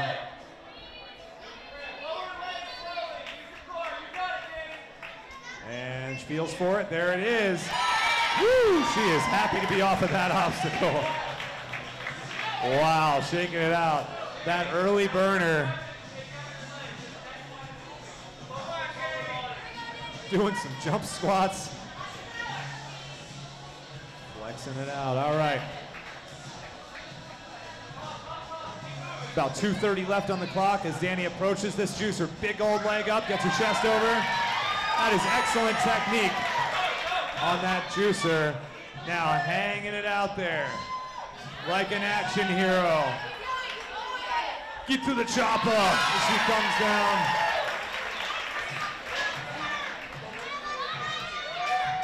All right.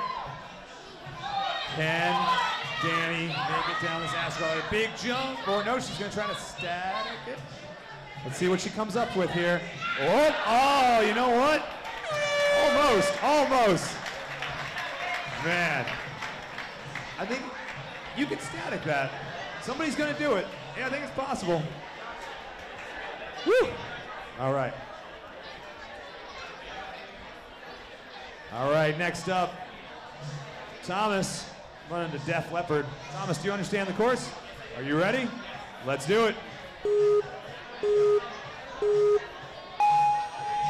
Taking that fast approach. Wow. Blasting right through those moon rocks. We saw a lot of competitors take that approach earlier to mixed success, but Thomas knows a fast time through these early obstacles can really make a difference on his course, but he's a little hung up on the TIE Fighter. He's got to get himself more active down that slider and just steps off the box. When we talk about an active slider, that's kind of what it takes. Just couldn't quite get the last bit there. All right, next up, the big guy, John Alexis Jr., shredding the shirt. John Alexis has been working out, ladies and gentlemen. Jody, get a spot right up front. There she goes. All right, always the ever-present showman. John, do you understand the course? Are you ready? Let's do it.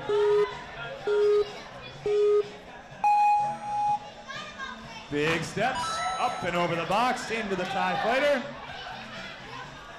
Throw flying, takes it backhand. John Alexis always a speed threat on any course he does. He's able to cover so much ground with so little effort, but now he's got to get compact onto this I-beam, and this is really going to test his finger strength. People don't really know about John. He's got huge hands, and so obstacles like this that tax his finger strength can be a little harder for him than others, but he does have the ability to cover more ground with his long legs. Gets him out there just like that, and he is on and off the obstacle. Not even a minute into this course.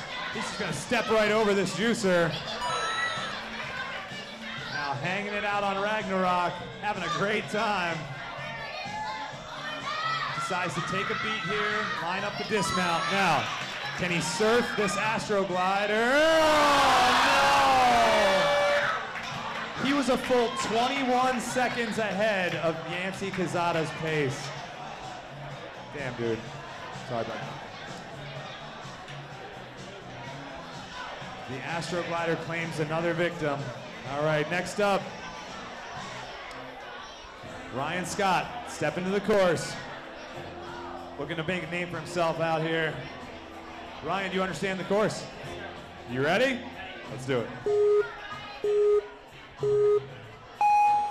Step, step, step, he's there. Wow.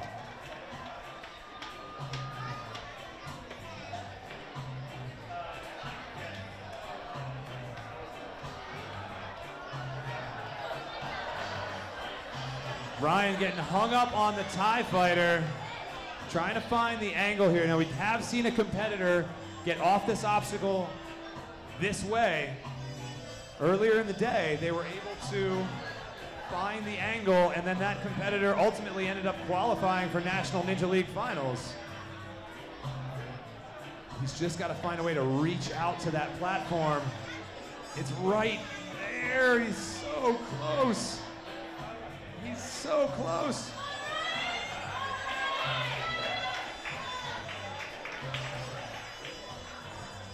Oh, just couldn't. Got himself hung up on it. I'm gonna check it real quick.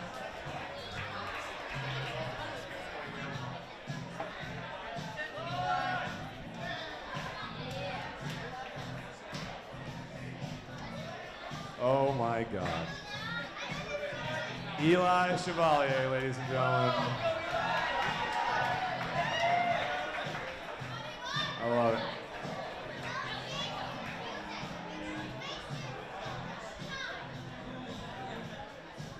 Just making sure that obstacle gets set for you, Eli. I'm good. Ryan was hanging on it pretty good, so we want to make sure it didn't bend or anything. Matt and Nick, how are we looking in there, guys? Good to go. All right, let's get Eli on the course. Eli, do you understand the course? Are you ready? Step to the box. Let's do it.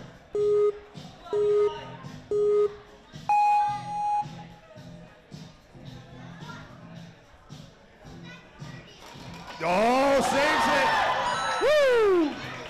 Woo! Eli always finding himself in interesting positions on these ninja courses. And sometimes those interesting positions are the podium. Sticks the landing. Into the jumping spider. A little bit behind John Alexis's time to this point, but that's okay. John did fail on the Astroglider. Eli just tossing the ring behind him. Doesn't need that anymore. Now down the I-beam, squeezing with his heels. Trying to get himself off this one very quick. Nice, made up some time on that obstacle. Now to the juicer, eyes it up.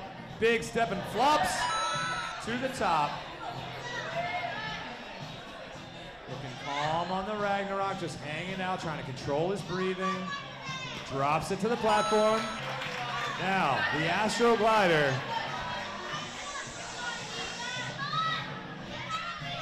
Catching a few breaths here. Prepares himself to take on obstacle 8. Gets it! Eli, good. And he is now 25 seconds ahead of Danny Adair's pace, who was the fastest to that point. He ran in the earlier division. But Danny Adair failed on this obstacle, so let's see if Eli can keep that pace up. He's got to find the proper path, get his hands right. Nice little hand switch on that hold up there.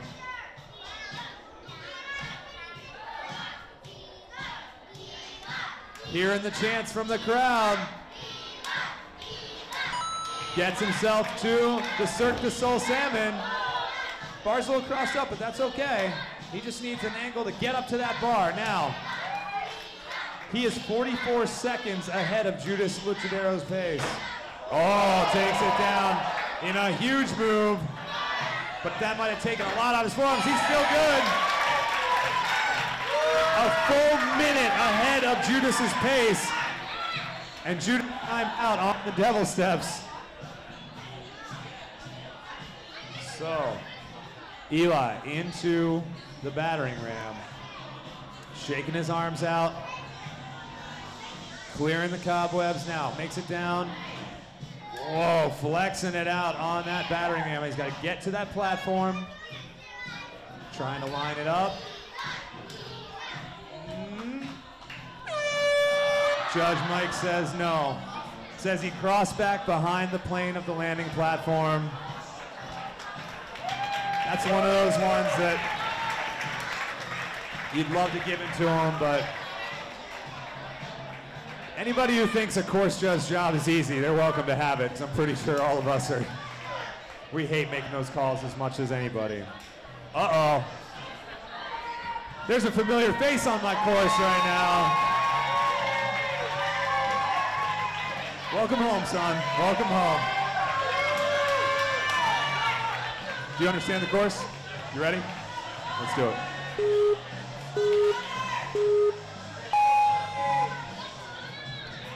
Woo! Gets himself to that first one. Into the TIE Fighter. Turns it around. He's qualified for the NNL Finals the last 3 seasons. If anybody's familiar about doing laps around this gym, it's Connor, although the gym has changed quite a bit since Connor last worked here. He's been spending his time down at Madison Square Garden lately. Just doesn't quite trust it. That's fine. He wants to make sure he sticks that landing. Very composed. Connor moved back down to Jersey, working at MSG. We're so happy for him. Now comes around the corner. Used to call him first try Claffy. Fan favorite here at Action. Getting those heels locked in, making his way down the I-beam. Now, feet down, pumps it out to the juicer. Still breathing.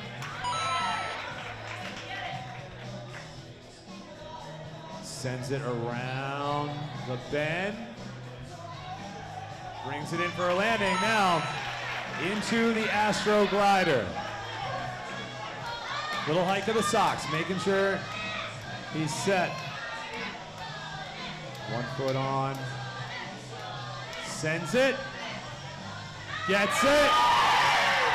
The clap is there.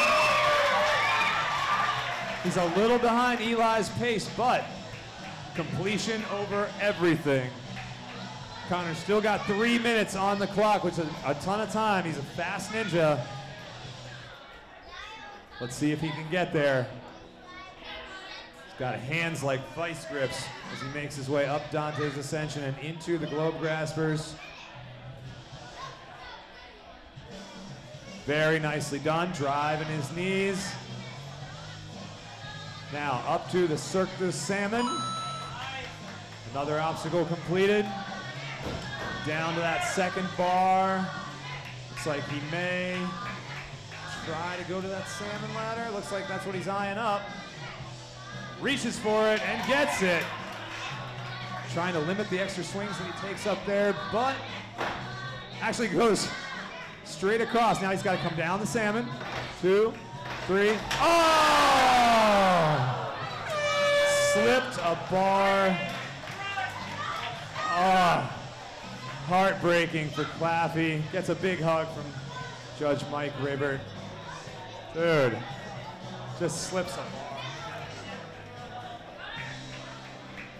All right, next up, one of our visiting pros, all the way from Chicago, Illinois. The handsomest man in ninja pants, Chris DeGangi. Chris, do you understand the course? Are you ready? Let's do it.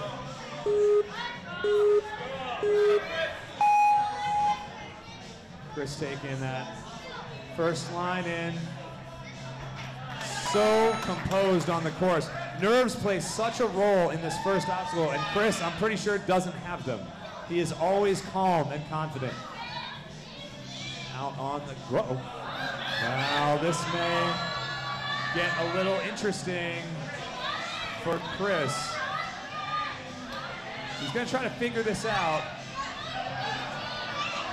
Like we said before, it has been done. It is possible. And Chris gets it done. Now into the jumping spider. He's still got time. He's moving well through the course. If that's the only hiccup in his run today, Chris is going to like the way he finishes. Still under a minute through these first few obstacles. Getting chalk from Ethan Swanson, who'll be running later tonight. Jesse LeBrecq looking on as Chris sets himself up. There she goes. Chris sliding his feet down that I-beam. Very nicely done. He's covering a lot of ground with each pull, getting his hands close to his shins, moving his legs as far as they can go. He might be a little short. Nope, gets it. Feet on the platform. Very nice. All right, up and over the juicer. Sells out and gets himself there. Almost too much power. Sends it around the bend. Inside hand for Chris. He got a little confused there, but that's all right. Now he's got it sorted out. And down. And now into the Astro Glider.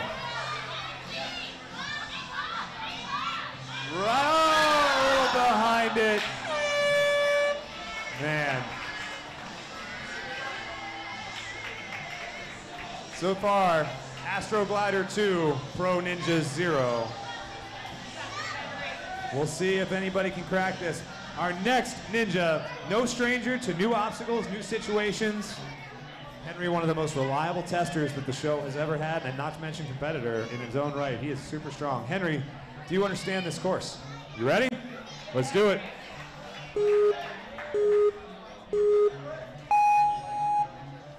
Henry taking those big feet, stepping straight through the moon rocks. Looking like Neil Armstrong out there, bounding off those steps.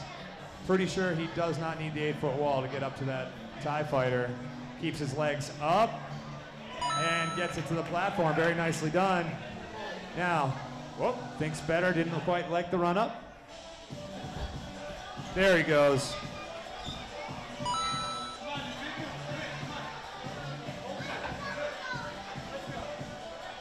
Henry looking very calm and collected through this course. Thinks about grabbing the structure, but then again, the experience and composure of some of these veteran ninjas.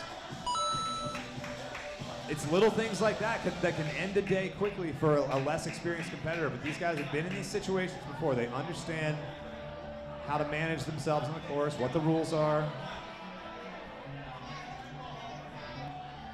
Now, even though there's some space above that beam, Henry does have some pretty large feet, so we'll see if he doesn't get hung up on the structure there. He's got to fit himself underneath this I-beam. There's not a ton of room for a large man under there, but he's making a ton of ground.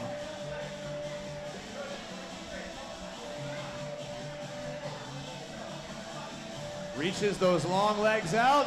Oh, that feels a lot better on the hands. Woo!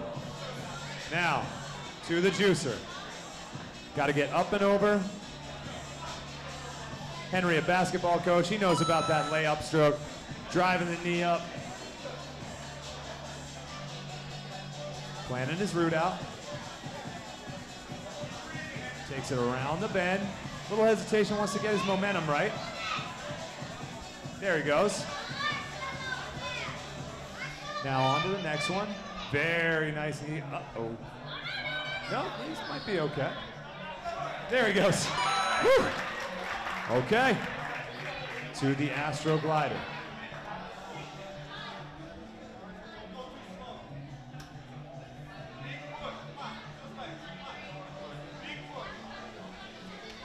Gets himself balanced on the first glide. Okay, he's still alive. And if anybody's got legs long enough to get to that platform, it's Henry. He's got to figure this one out.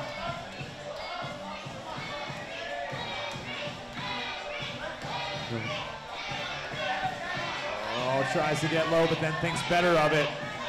Oh, just couldn't make the step. Oh my God.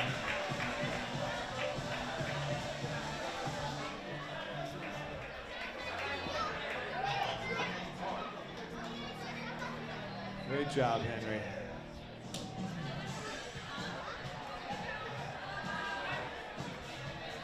All right, next up, Elizabeth. Elizabeth, do you understand the course? You ready? Let's do it.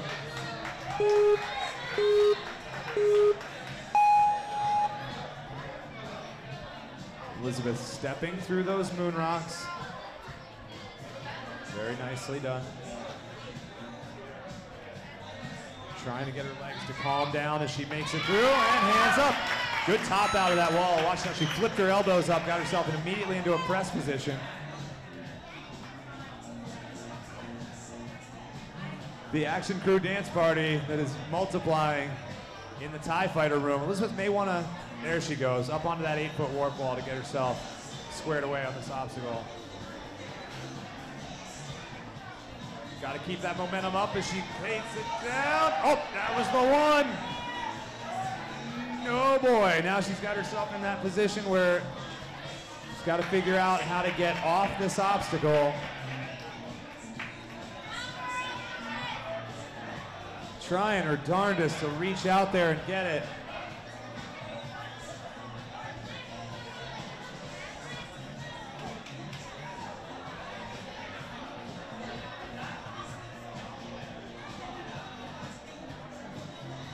Fighting every bit to try to get that leg or some sort of traction on this slider. It's just so diabolically far away.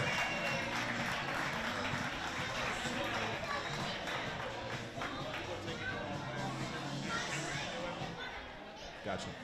How you doing? Good. Yeah, sorry. Next up on the course, John. John, do you understand the course? Do you understand the course? You ready? Let's do it.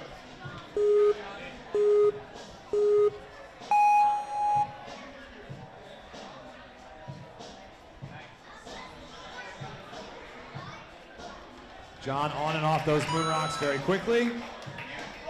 Now into the TIE Fighter.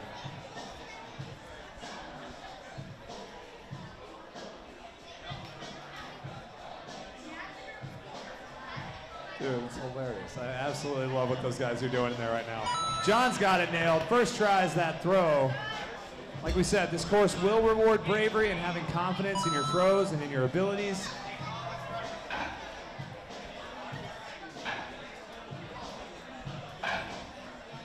Whoa, John got it swinging way off to the side, but gets it back. Each one of those recovery moves zaps a little bit of energy from your muscles. And he's going to need everything if he's going to get through to the end of this course. Coming up on 4 minutes here.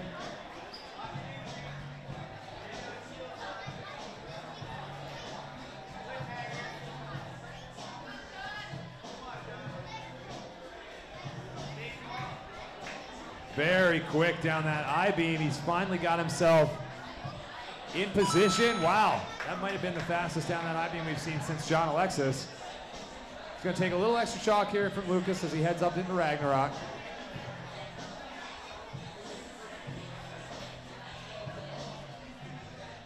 Lining up this juicer, big step, up and over. John, his second-year competitor, is just trying to make a name for himself. Says he's really just an average guy who's trying to make it big. Well, he's doing a good job so far. Keep completing obstacles here, John. Oh, he's good. Just keep completing those obstacles, John, and you're going to be just fine. Poses himself for the Astro Glider. This young man doing very well up to this point. Just trying to formulate a game plan. And now, sends it, sticks it. Very nicely done. Taking that extra beat there to plan out his route. Definitely worked to John's benefit. Now comes the hard upper body grip gauntlet. He's got to go the whole way across this bridge using only his hands. This whole bridge structure is 32 feet from one end to the other. The first 20 of it he's covering on that Dante's Ascension and then into the Globe Grasper, which means he needs to plan his route.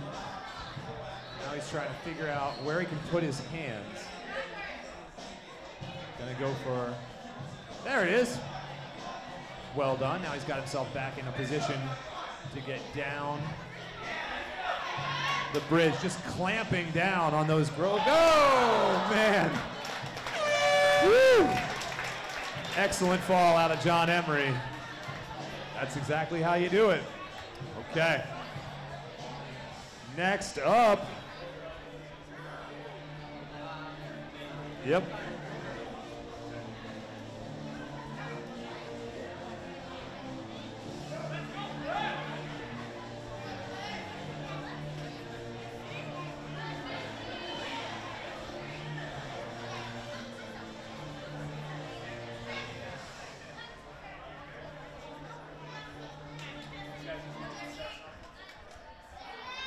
So the next member of our pro team to compete here tonight is going to be Jessie Flex Lebrecht. She may be in Chicago, Illinois now, but she'll always be in our action hearts. We miss her terribly, but Ethan's happy to have her out there, I'm sure. We're just doing a little bit of set here. We want to make sure that these competitors are demanding so much of this course at such a high level.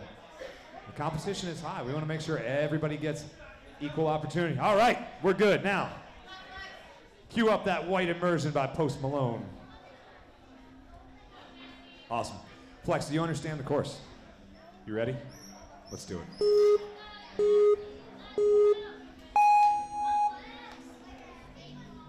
Steps onto the moon rocks.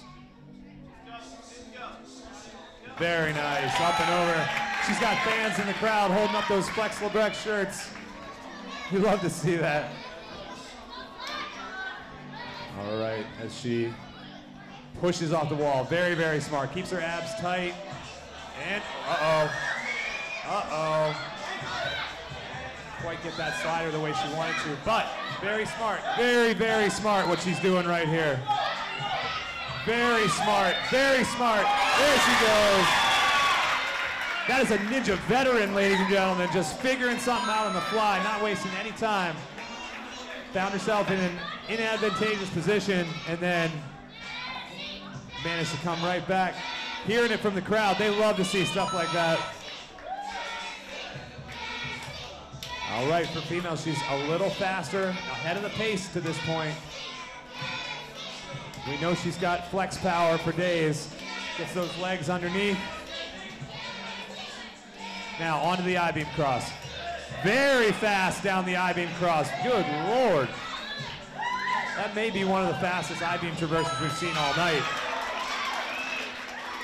Now a full, yeah, she made up 42 seconds on that. Oh my God.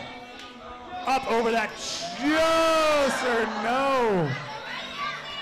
Jessie was a pole vaulter at the University of Maine. She knows, track athlete, a hurdler.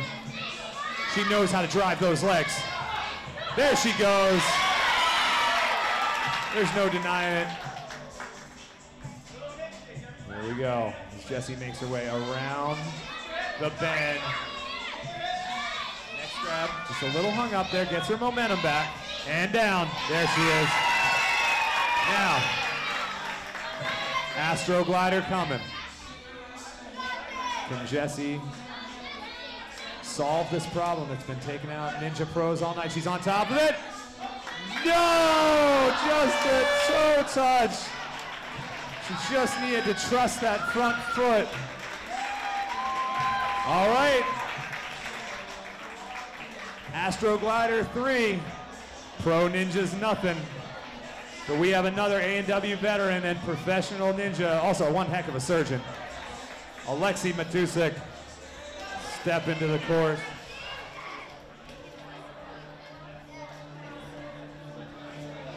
All right, running the Pirates of the Caribbean. Nice, I love it. Alexei, do you understand the course? You ready? Let's go. Just charging those steps, and Mike said he hit down. Alexei really wanted to come firing out of the gate. If I'm not mistaken, I think I might have seen his head slam against the wall. He needs those brains for surgery, man. You can't just take reckless chances like that. You're gonna kill yourself. Oh my God.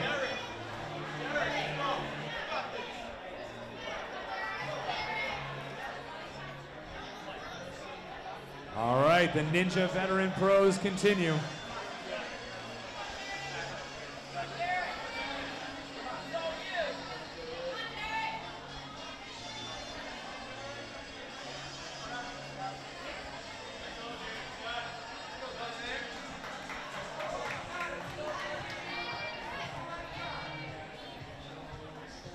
Okay, cool. Just making sure we get everything right. It's pro division, a lot of stuff on the line. Not taking any chances. I want to see every ninja get their fair shake. Derek, do you understand this course? You ready? Let's do it.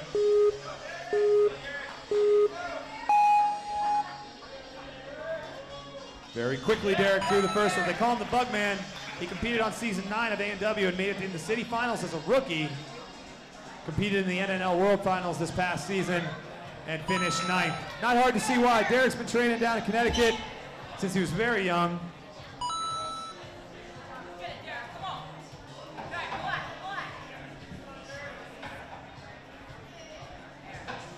This is huge for Derek. A few days after competing on A&W 9, he became the first member of his family to graduate from college. Yeah, that deserves some serious applause. Great job, Derek. A ninja and a scholar. We love to see that. So now he coaches full-time down at Real Life Ninja Academy in Windsor, Connecticut. Coaches and trains kids and adults. I can tell you, as one of those myself, it's an awesome job. You get to do fun stuff like this. You get to go out and watch some of these amazing athletes compete and give everything they got.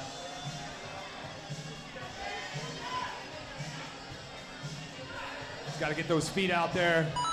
There he goes. Now, into the juicer. 3:45 left on the clock as he heads up, over, hops it. Very nicely done. Now, sends it around the bend. Derek looking very calm. Trying to get his heart rate to come down after that I-beam cross. Needs the control for the Astro Glider. Sends it down the line.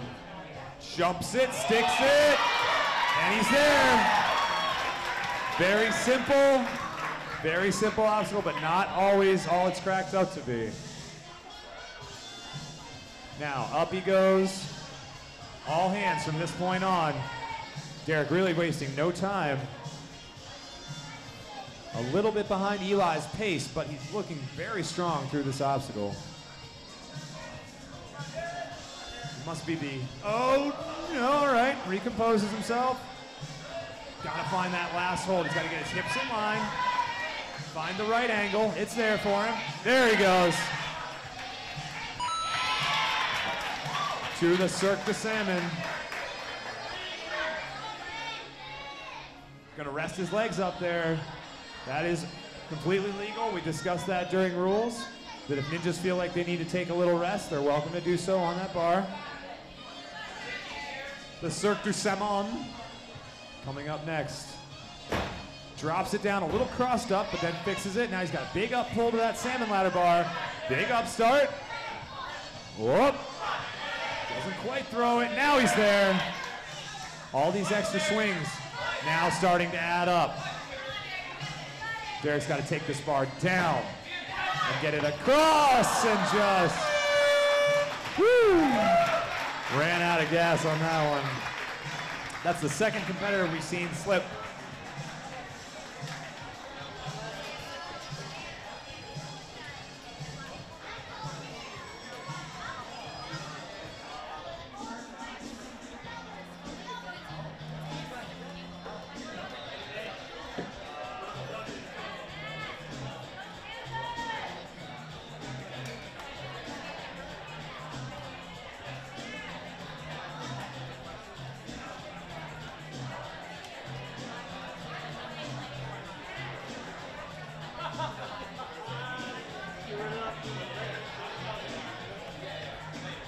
Can I get Becky Mathers out to the floor? Becky Mathers, can you please come out to the floor?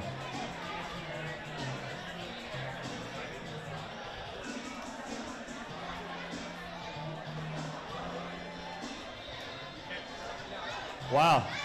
So this is how close attention Mike is paying to the course. He just alerted me that during Derek's run, I'm not sure if you guys caught this, Derek dropped a ring, and as it was falling, he grabbed it, picked it up, and put it back on the thing. If that's not some wherewithal, that's amazing. I didn't even miss it. I didn't see it. That's crazy.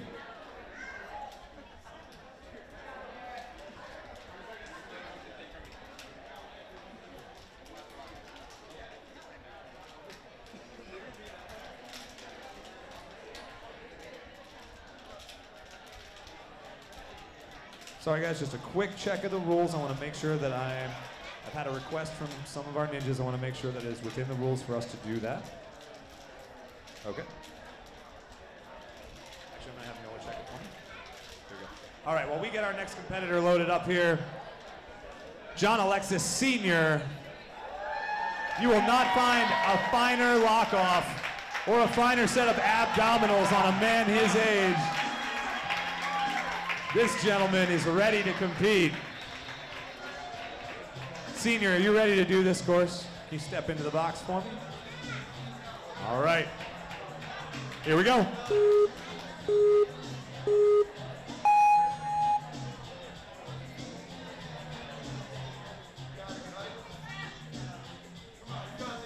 Big step and off.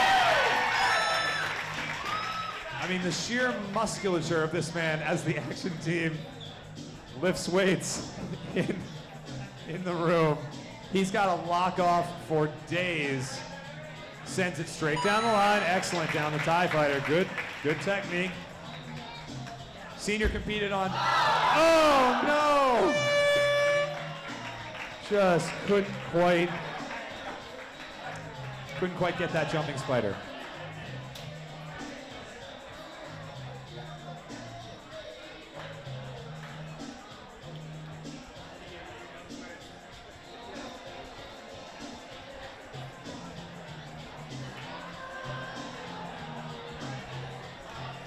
All right, our next competitor.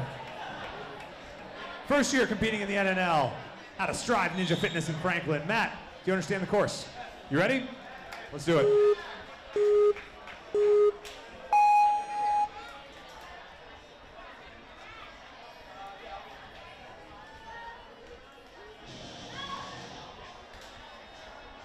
Gets his legs set. And jumps. There he goes. Just had to get it back into the TIE fighter. Every time they get in there, it's something new. I don't think they can keep this up for all 50 competitors. Very nicely done, Matt, as he heads into the jumping spider. Oh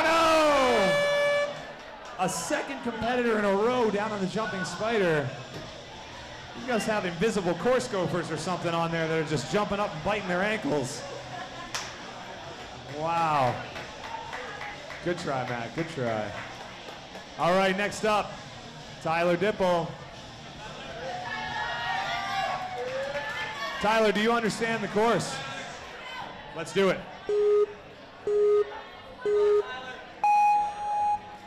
This is Tyler's third NNL season. He's qualified for World Finals in Season 3. He's a two-time A&W tester.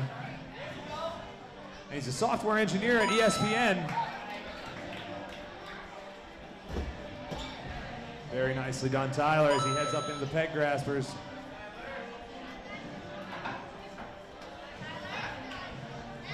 Running to the Avengers theme song.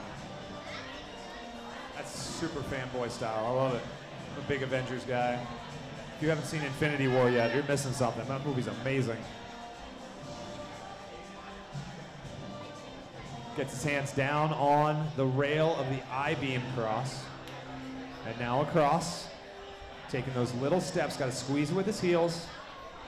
Trying to cover as much ground. As we check the pace on the National Ninja League board on the live stream, he's a little behind John Alexis's pace, John Alexis Jr. that is, but man, I don't know if anybody's going to catch up to that pace, at least till they get on the past the Astro Glider, because he was flying earlier. Gets his heels down, little forehead check on the underside of the I-beam there. Now, T dips, lining up. The juicer flops it over. Figuring out this roundabout Ragnarok. Oh boy. Oh boy. All right, he's got options. Oh. One option just passed him by, but it's coming around again. Oh man. T-Dips has got himself in a situation here. Just got to keep working it. We might see something spectacular here.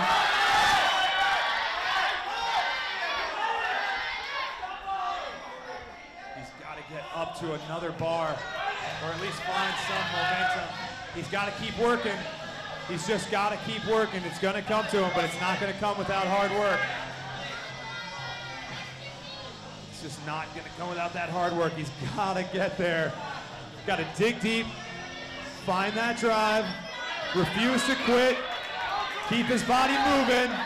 Oh, and he just got himself in a bad situation. There was just no recovering. All right. Dude, that was right. Damn. All right, next up, Christopher White out of Vitality Ninja Fitness in Fall River. Chris, do you understand the course? Let's do it.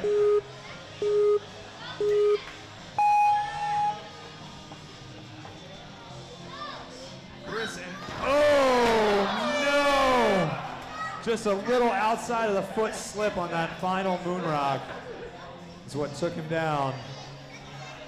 Let's go, Alex. Let's go, Alex. All right.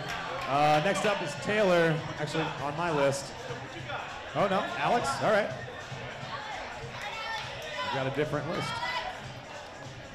So Alex, do you understand the course? You ready to put on a show? Let's do it.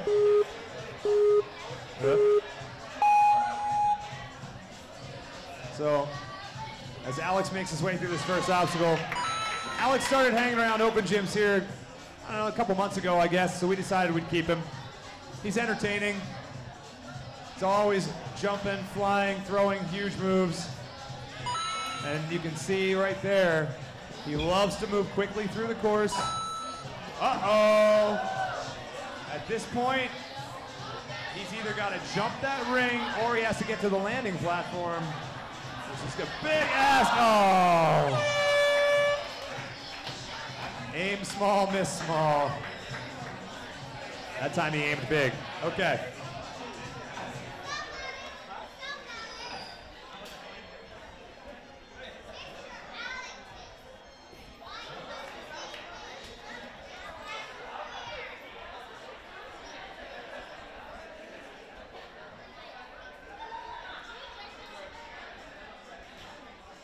All right, Alex, do you understand the course?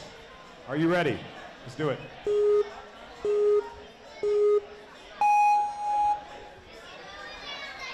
Very nicely done. Up and over the box. Around the corner into the TIE Fighter.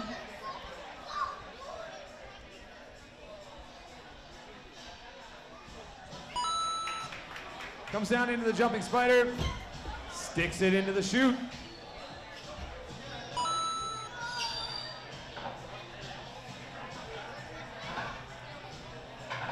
Gets that peg grasper down the left side. Excellent job. Now on to the I-beam cross. Alex, an experienced climber, should be very much at home on this obstacle. Knows how to position his body.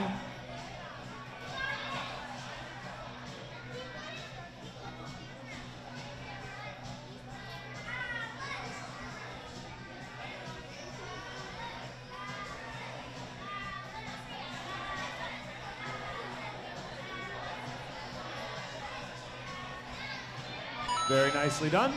On to the juicer. Alex has got to get his body up and over. Gets the chest over. Very smart technique. If you find yourself stuck between that falling back and going over, the more upper body mass you can get over the top of that, the better. As he drops in.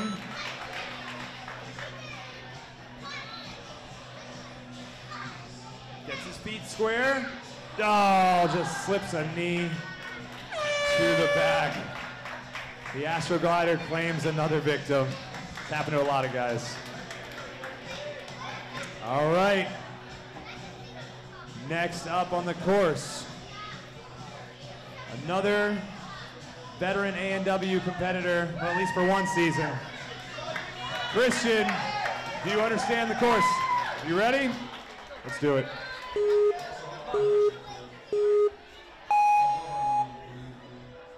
Christian may be young, but he is a veteran by ninja standards. He was a finalist in the first season of the NNL. It's his fourth season competing. He's a one-time A&W competitor, making it to the city finals in Philadelphia.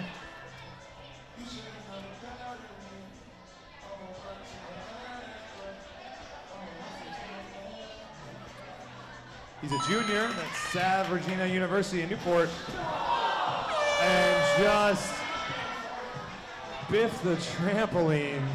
Got a little ahead of himself. Wasn't really thinking about that trampoline, was thinking about sticking it.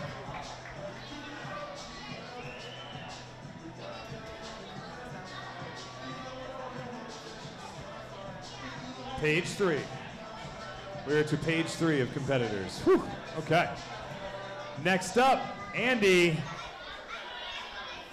Ferrarini. Did I try? All right. Andy is in his first season competing in the NNL. Andy, do you understand this course? Are you ready? Let's do it.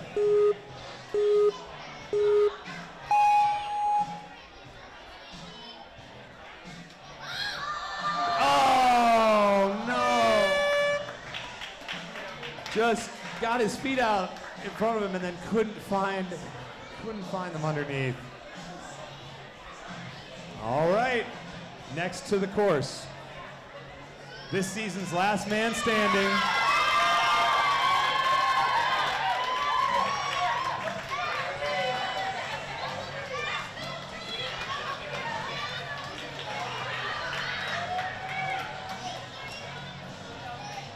All right, ladies and gentlemen. Drew, do you understand the course? Let's do it.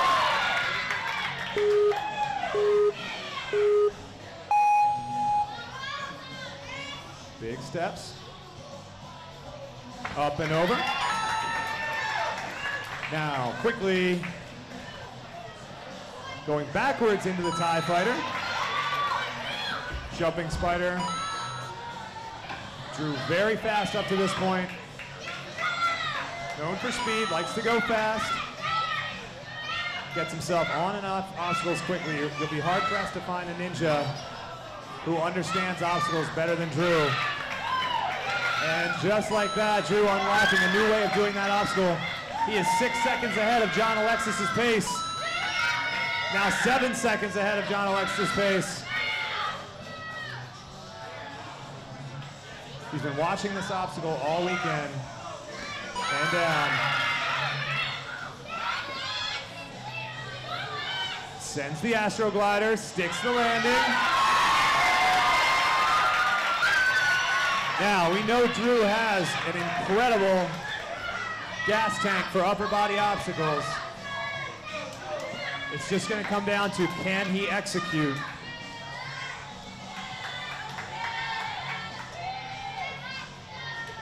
Drew hanging it out there. Very comfortable on these Grove Graspers. Moves the bar down, now up. Told me during course walkthrough that he's very strong and that he'd be able to move that bar. He wasn't kidding. Down he goes. Now over to the battering ram.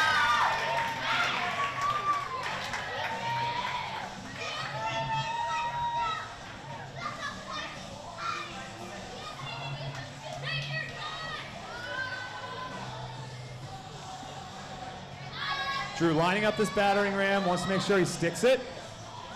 Very secure in his hands. Now down to the end and straight up. Gets the continuation.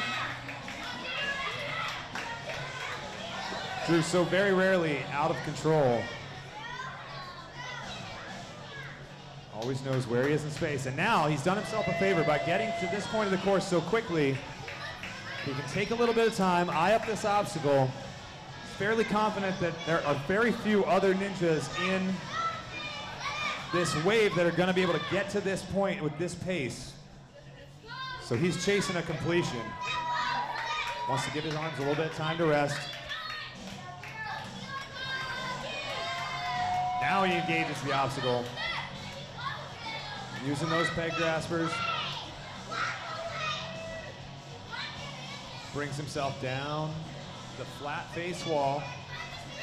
Transfers to the campus cans. Now, very few holds down here, but all Drew needs is a little window. Gets himself up, up, up, to the angel step, slides it, down, down, Down, feet on the mat, and one more obstacle to go. Woo! It's just got this rope climb to finish. And there it is.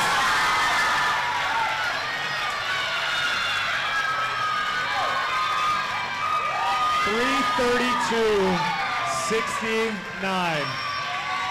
Wow. Ladies and gentlemen, the king is here. He just blew the doors off this course. A full 30 seconds faster and a full completion. Drew, you did a thing.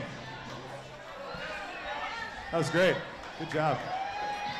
All right, next up, another one of our pro competitors for the weekend. You can find her here at open gyms on Monday nights. Just doing her thing, stretching out, doing some obstacles. She loves NSYNC. Alyssa, do you understand the course? Oh, okay, just want to take 1 second. Sorry, Alyssa. Just take 1 second. We think Drew might have loosened up a hold, so we're just going to lock it down, make sure that we've got everything squared away for you. So we know you're going to crush those globe graspers, right? So.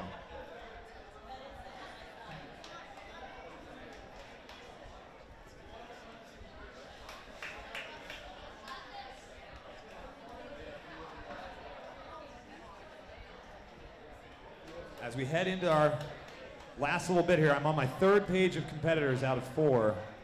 Alyssa is our 30th competitor in this wave, and I believe we have 50. So, some big names coming up. I don't know if anybody's going to be able to challenge Drew Dressel's time, but we've got some fast ninjas. So we're going to see if we can get a few more competitors through this course. And hopefully Alyssa Beard is one of them. All right, we got the thumbs up. Let's cue up that NSYNC. I can't get enough. There it comes. Alyssa, do you understand the course? You ready?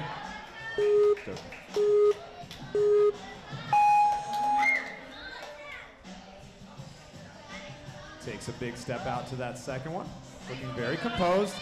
Legs not even shaking a little bit. Alyssa knows what it takes to get this done. Heads into. They're doing the evolution of man in the action room, in case you weren't familiar with that one. Alyssa down. And eyeing up. She watched Jessie Lebrecht find herself in this situation earlier. Let's see if Alyssa learned anything.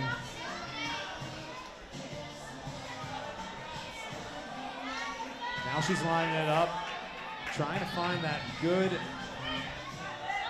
pace. Pull too hard, it's going to move back. Don't pull hard enough, you don't make the platform. It's just a big throw.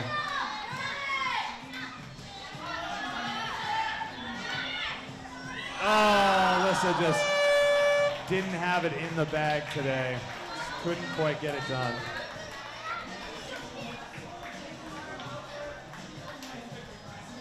There she goes. She'll be fine.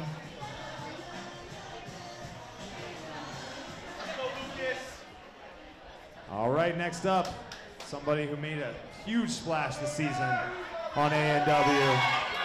Lucas Reale. Coming for that #1 spot. He's hungry. Lucas, you understand the course? He's ready. Let's do it. Steps to those first ones, not taking any chances. Up and off now. Lucas into the TIE Fighter.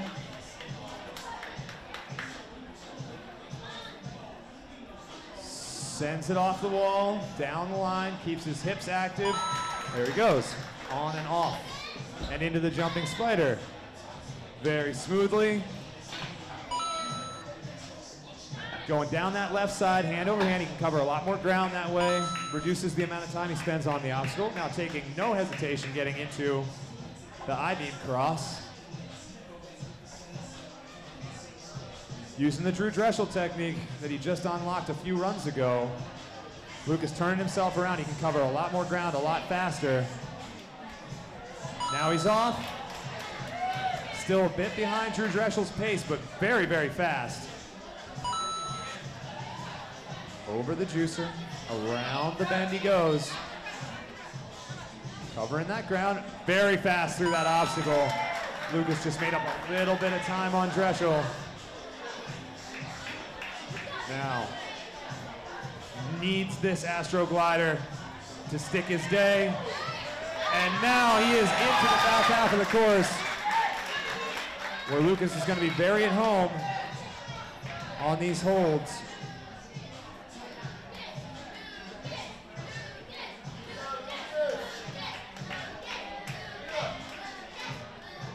Big pull out of Lucas, right up. Now plants his route. Reaches out for that globe grasper.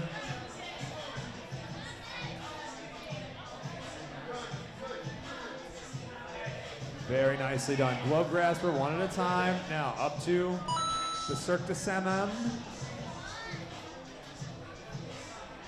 Drops it down, very secure, gets it twice. Big up pull. Oh, gonna do the bar over technique. Gotta drop his legs down, shaking his arms out. Taking that extra half second. Trying to fight that pump. Coming up on 2.5 minutes. He's about halfway through his time and well into the course, so should have enough time. Driving his knees up. Now, with rejuvenated hands, can Lucas, oh no, just missed.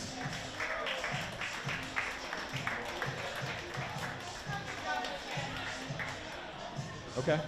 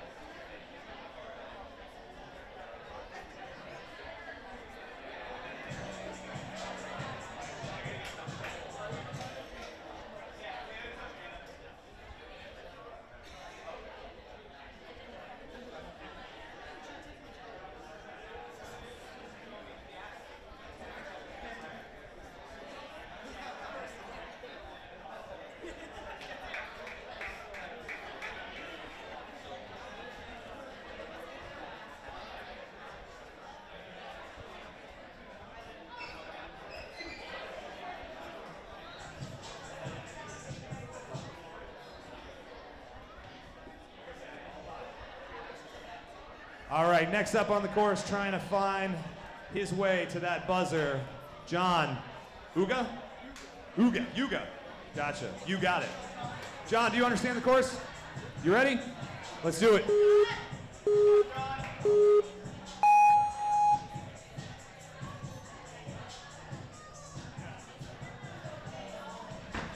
Up he goes over the top.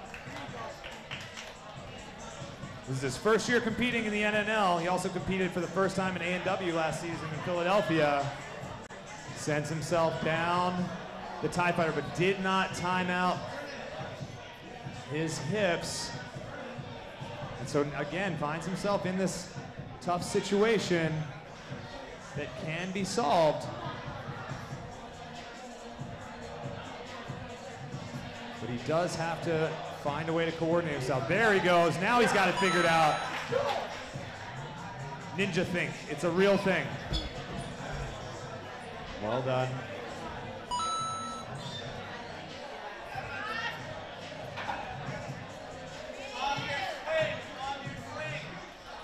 Getting some coaching from the sidelines over here. Tell him to calm it down. Those peg graspers have a little bit of a lip on them, but it's not huge. The rings have been known to pop out from time to time. Don't want to take any chances.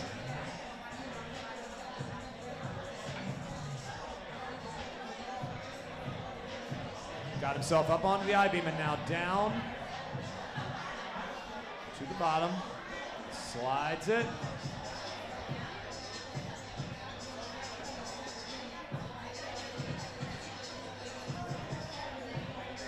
John just out here to complete this obstacle. Wants to challenge himself and get himself as far as possible.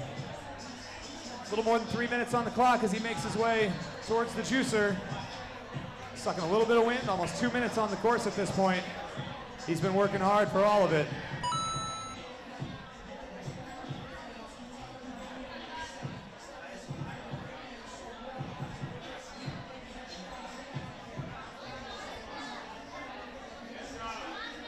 Very nicely done. All right, let's see if John can get his second win for the back half of this course.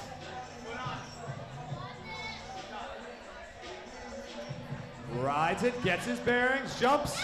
He's there. Slow and steady wins that race. He got it. Nice work out of John. That nice low crouch position and then up. Gets it done, but hands on his knees as he's trying to come underneath Dante's ascension. Grabs those rungs now. No feet from this point on. Comes up, gets a hand on it. Big skull grab.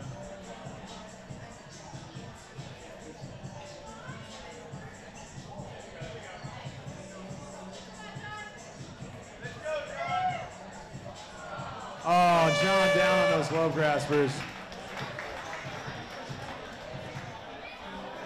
All right, next up.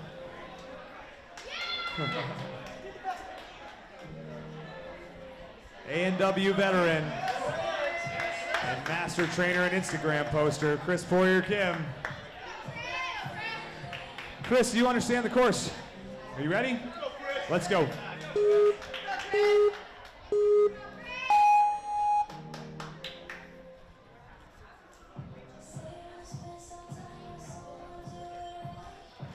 Over the steps and up over the box. 10 seconds in, Chris makes his way into TIE Fighter. Rides it down, gotta keep that momentum going, but no. Slipped a foot and stepped down. Just couldn't get his hips to go far enough over.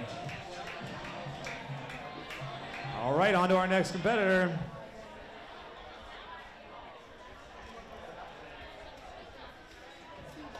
Nick's second year competing in the NNL, and his first year as an A&W competitor. Nick, the Upper Cup Cupper.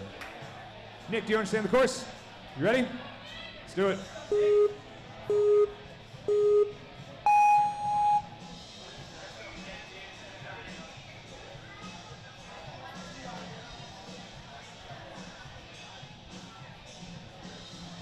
Very nicely done. 12 seconds through the first obstacle, he's up and over. Now into the TIE Fighter.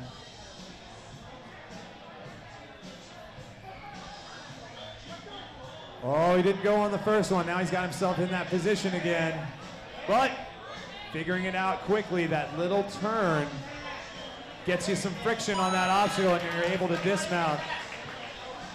These ninjas are really starting to figure everything out here. They're overcoming adversity on every turn.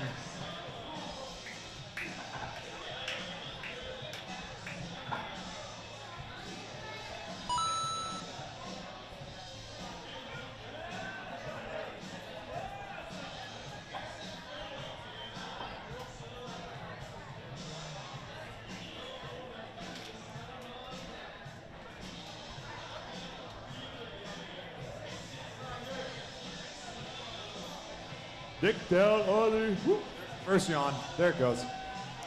Nick on the I-beam cross. Sliding his feet down the rails. Trying to make up some ground here. Spending a lot of time on this obstacle. Let's see if that pump affects him later. Hopefully not. There he goes. Gets his feet off. Big pull. Happy to be off of that one. Now sucking a little bit of wind as he comes into the juicer. Chest up. Big power step, and he's there. Nice little top out. Around the bend for Ragnarok. And down. Makes it look easy. Now he just has to ride this Astro Glider all the way down to the end. And, oh, let it get to the bumpers and just didn't time it out quite right. That'll do it for Nick. All right, next up. Step into the course, Andrew Horner.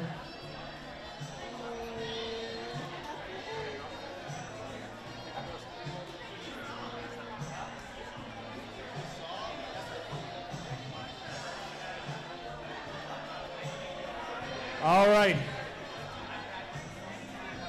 Andrew, are you ready? Do you understand the course? All right, here we go.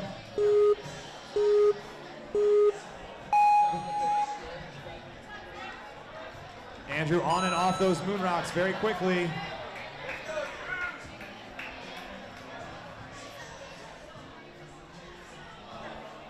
Tried the Drew technique there, but a little less success on it. Let's see if he can figure out how to get himself off of this obstacle. That's a good start right there. Sideways hips, little foot tap, and he's got it on this one.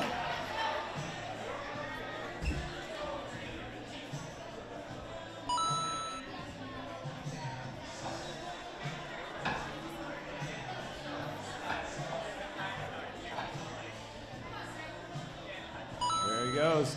This song is excellent luck for Ethan Zimmerman, one of our top young ninjas. Let's see how it does for Andrew as he makes his way into the I-beam. Takes the drop, does the spin, showing great lock off through here. Really just taking it right out of the Drew Dreschel playbook. Saw how much success he had, figured, you know, it's good enough for Drew. Should be good enough for Andrew. Big kick up and over the juicer. Now Andrew lining up this Ragnarok. He's got it. Really sending these flying. All right, now into the Astro Glider. He's gonna push off. Gets it. Oh no! Got a little bit ahead of that second glider. Just couldn't make it happen.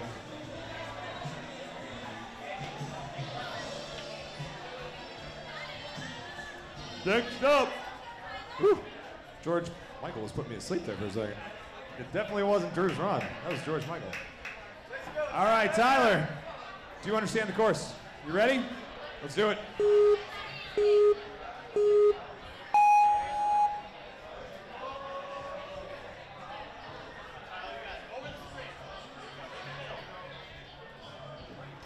Up and over.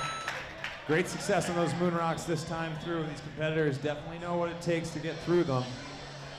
Seem to be favoring that cautious approach this round.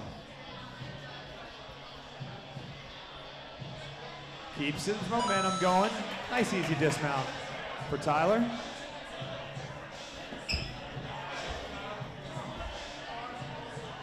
There goes Tyler into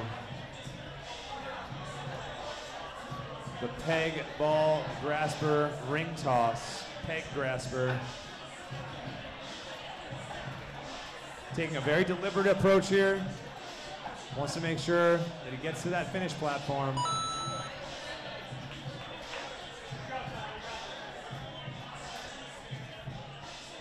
Getting that extra chalk before he heads to the I-beam. Definitely doesn't want to take any chances. Fingers slipping.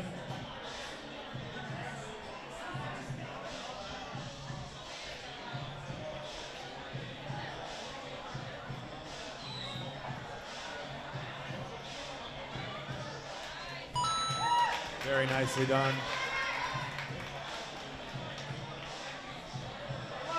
Now Tyler up and over the juicer. Oh, can't quite get it.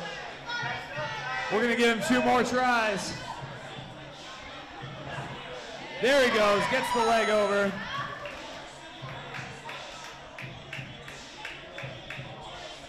A little bit more chalk.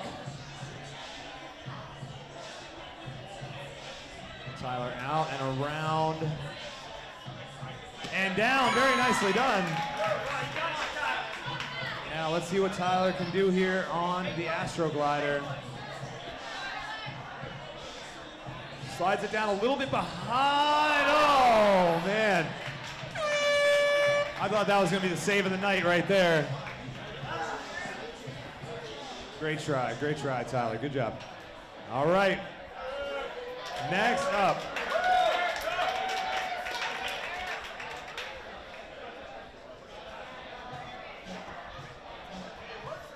All right, next up. Ooh, sporting some New Balance shoes. I like it. Yeah, representing Ultimate Obstacles in West Boylston, Mass. Eric Mata. Eric, do you understand the course? They explained it to you? Cool. All right. Ready? Let's go.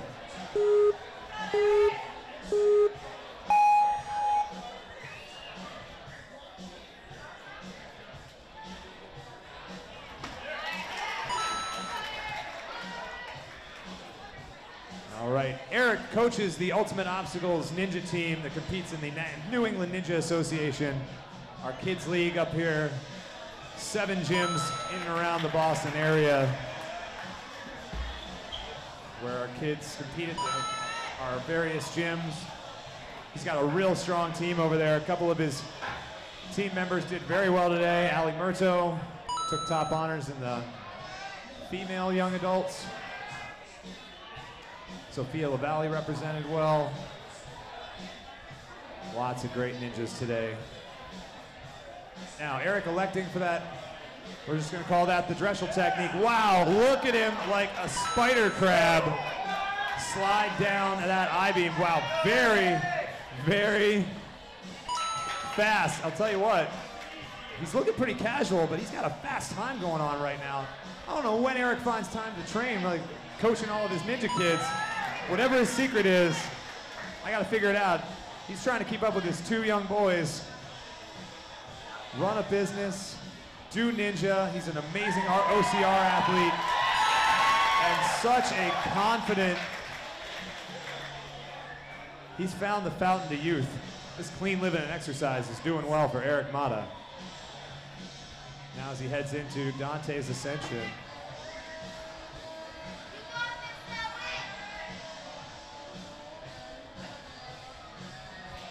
Now, going for the Globe Graspers, wants to plan his route. Finds himself in that situation where he's like, oh, I'm gonna lead with a different hand. There we go. Gets it figured out.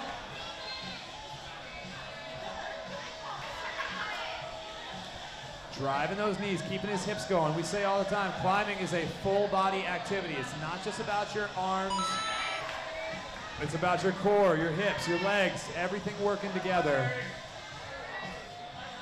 Trying to figure out how he's gonna make this bar move. There he goes. Now just has to get to that salmon ladder bar. Looks like he's lining up for the lache. Oop, gets the static hold. Now resting himself on the salmon ladder bar. Kosher. That's kosher. We never made a rule about it, so it's good.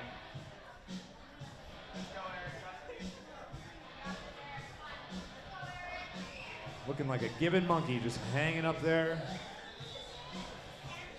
Whew, that light is right in my eye. There he goes. Down, one more. No, he's gonna take it across here. Looks like he's lining up the crossover. Gets it across and down. Now one more, and he is off. There, oh, just, no, we said in rules, on the butt, yep. It's a good thing we spent that much time hashing out that rule. Almost 20 minutes of conversation about if you land on your butt, you're good to go. Taylor, good? Okay.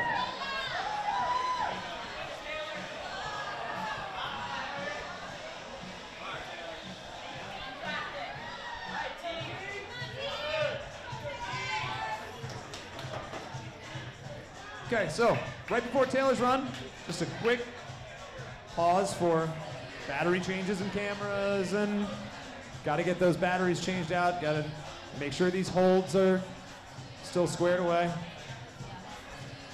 We have got a power-packed finish to this day. So many fast ninjas slated still yet to run. So We want to make sure this course is completely dialed in for these guys.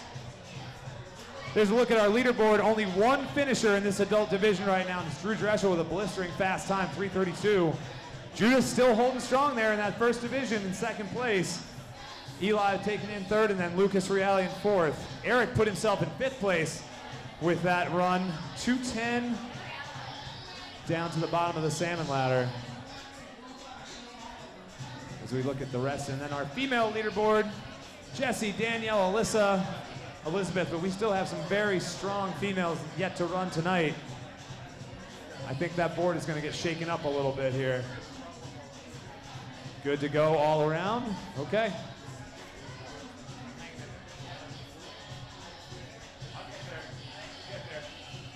All right, now back to the action. Thank you guys so much for your patience. Taylor, do you understand the course? You ready? Let's do it.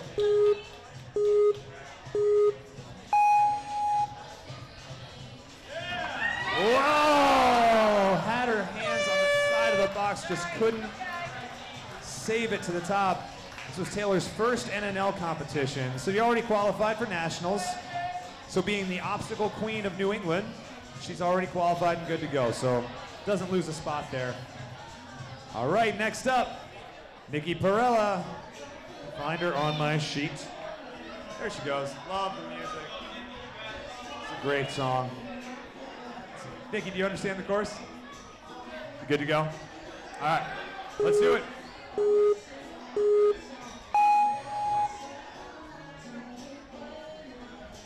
Very nice. As she steps across those moonbeams, taking that extra time to make sure that she gets it right. Nikki's shoes matching her codpiece tonight.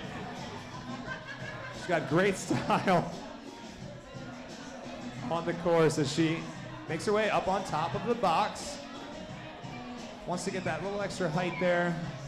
Turns herself around. There she goes. Now she's settled and she can push off that wall in the box. Sends it all the way down and, nope, okay. Finds herself in that position. Now let's see if she did her ninja homework and watch some of the other ninjas get themselves out of this position. Hopefully she's getting some coaching from her fellow ninjas. Oh, step back on it.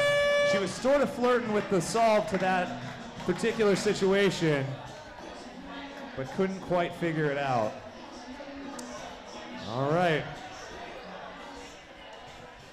Next up, there he is.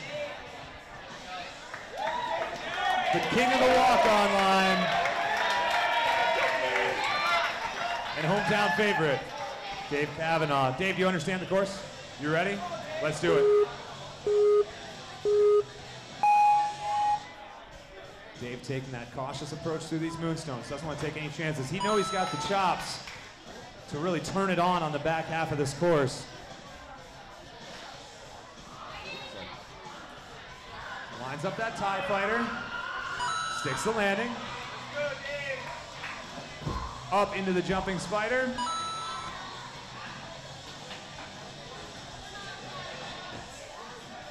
Very nicely down that left side, very smooth. Dave's so at home on these obstacles.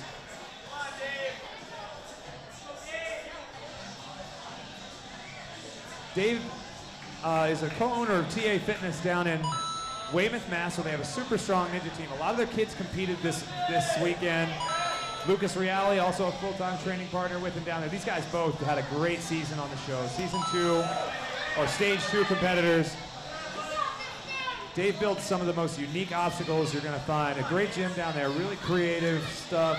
Always challenges the kids. But this is his first time on the Astro Glider, and he nails it. Boy, he's happy about getting through that one. Now, right in Dave's comfort zone. Long, pumpy grip lines. His lats just poking out from underneath his sleeve monster. Channeling his inner Spider-Man. Dave, a superhero and Ghostbusters enthusiast. Also an EMT. firefighter. This man does it all. Now, looks like he's gonna try to go to the bar. Making good time through this course. He's just at about 3 minutes. Now, what route is he gonna take here? All the way across and down, very nice. Makes up one of the lines. Oh, hits it, there's one, he's good, he's good.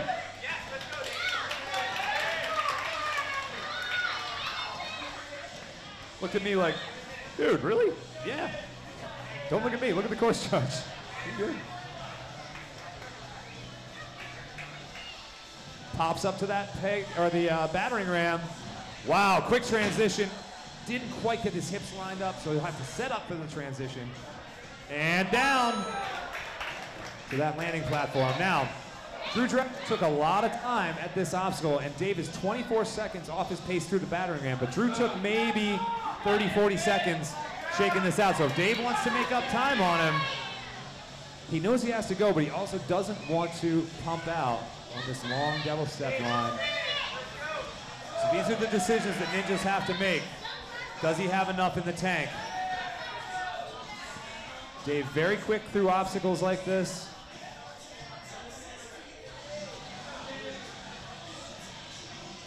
Dave is powered by plants. Let's see if that vegetarian diet can keep his cardio light.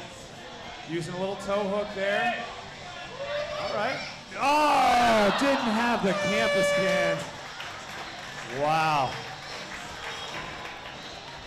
That was a great run out of Kavanaugh, man. He is really starting to peak.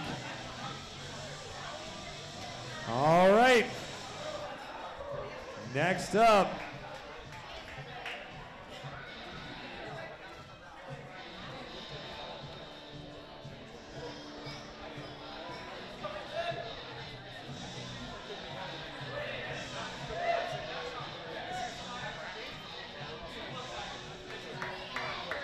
All right, this man's been eyeing up this course since he got here, just trying to play it out in his head. I'm sure he had a sleepless night last night thinking about this.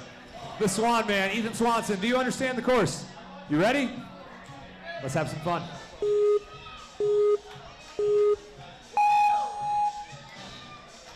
Ethan, very, very light on his feet. Trusts his step through those moon steps. Makes up about 5 seconds by taking that approach. Now sends it down the wall in the TIE Fighter. Gets to the platform, moving very well to this point. Peg Grasper is on point. Just behind John Alexis this time, who did fail on the Astro Glider, so.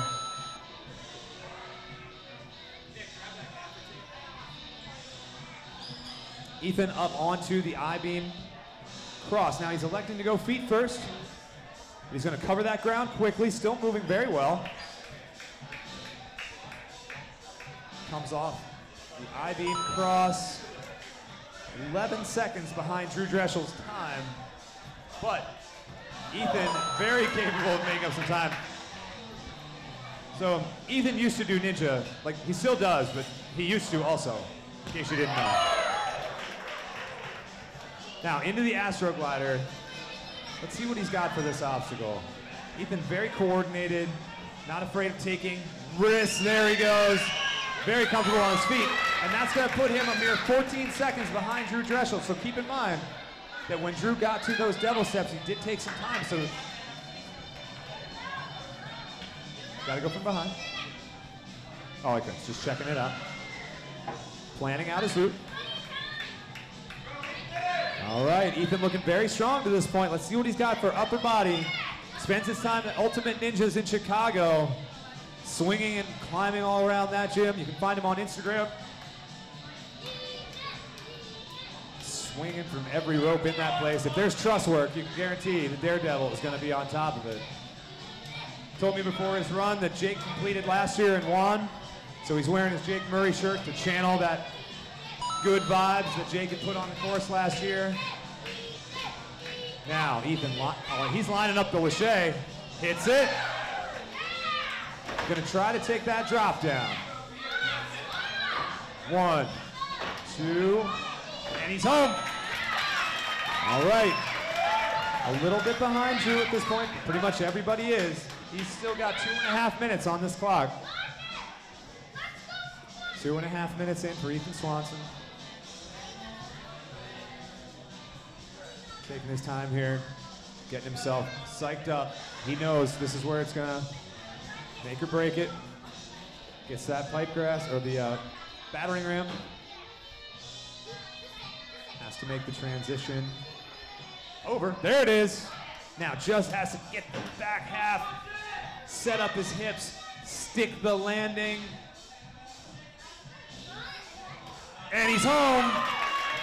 Ethan very comfortable. Now almost a minute behind Drew's pace now. 1:50 left on the clock. But he's chasing that completion. He knows what it's gonna take.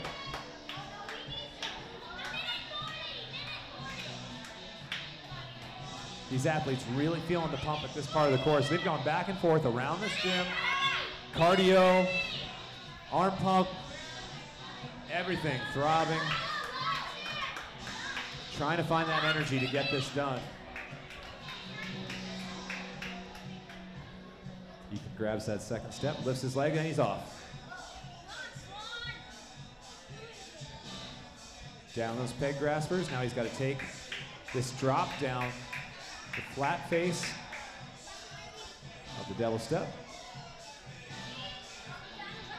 Legs hanging, and try to find. There he gets a heel hold on that first part. Going to use those campus cans underneath to cover the ground. Now finds a spot for his foot. Switches it out, little toe hook on the underside, like a bat hang. Wow, very coordinated out of Ethan Swanson. Nicely done, well executed as he goes up. He's got 35 seconds to get himself through this course. If he can complete it, he will take over that second spot from Judas. He's got to control these steps down. Gets to that platform. Now he's got to get to the buzzer. 15 seconds. Ethan right at home on those ropes. Got to hit that buzzer. Make sure it depresses. Nails it. Woo!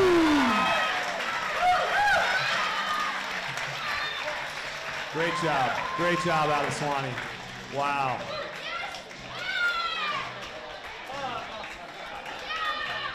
I love it. I love seeing exhausted ninjas. Yeah. I love seeing ninjas tired.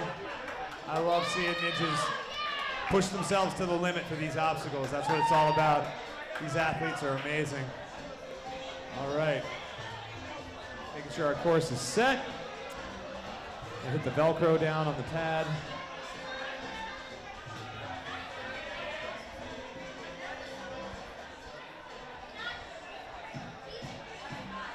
Again, we're just making sure that we get the Velcro secured. One thing I always hate about ninja courses is like if you have Velcro pads or things, like we're all about safety, but if you Velcro something to the floor and over time it starts to wear out, and these ninjas use this equipment hard, if you hit the pad and it moves and you fall back, nobody wants to see a ninja fail an obstacle for that. So our course judges just taking a little extra time here to make sure that that one's set. Now we got it. The attention to detail on these types of things can really make the difference in these ninjas course runs. And we do our best. We've been working hard all weekend to make sure that these guys are good. All right. Mike. Nice. Do you understand the course? You ready? Let's do it.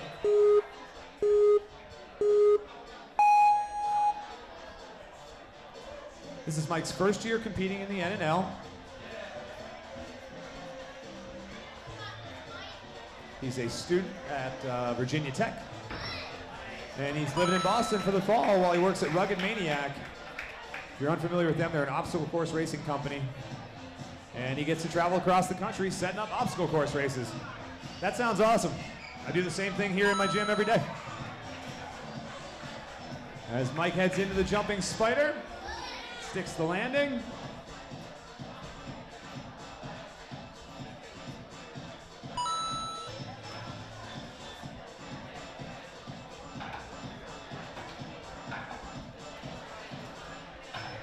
As Michael makes his way down the peg grasper long arm, he's got good rhythm going through this obstacle.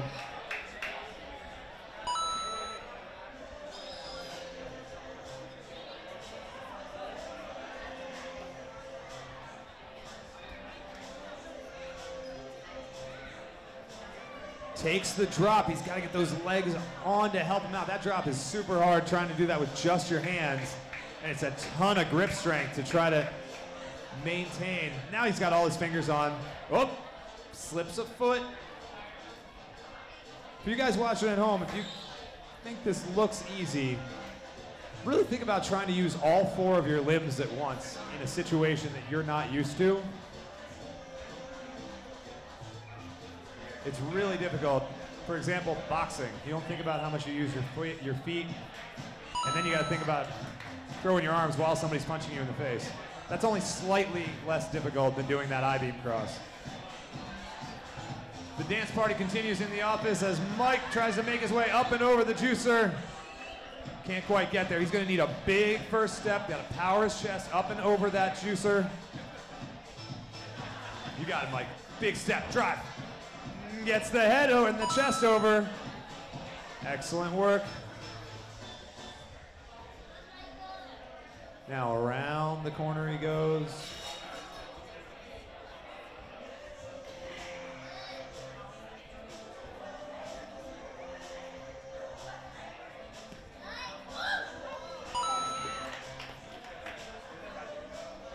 All right, Mike heads into the Astroglider. This has been the turning point for so many ninjas here tonight. If they can complete this obstacle, it really sets them up to finish well here today. Oh, he's there, he's okay. Now just no momentum. How is he gonna figure this out? He's gotta try to, if he jumps, it's gonna push back. Maybe he can beat it. You can see the wheels turning in his head. Trying to make this thing happen and just, you can't fight physics, my friend. It's just not gonna happen. Hi, Alex. Alex Katz is ready to step to the course. Yeah.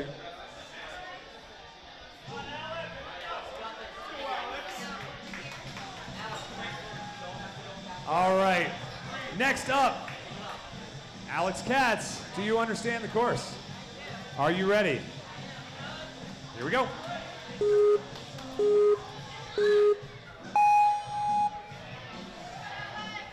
So Alex sporting her neighborhood ninjas tank top, a great program, tries to bring ninja to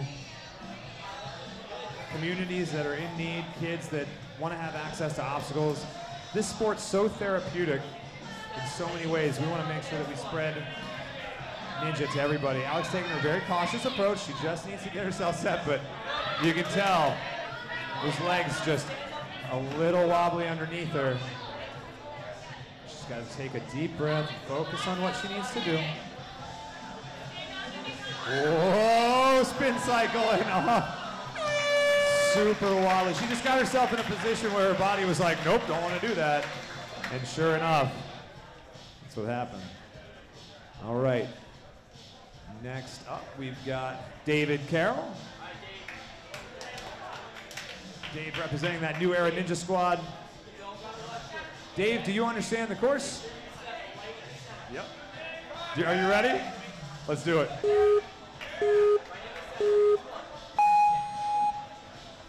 I'm not sure if Dave picked this song or not, but I absolutely love it. I think every ninja should have to run to this song. Well done, Dave. Make sure you get a big push, Dave.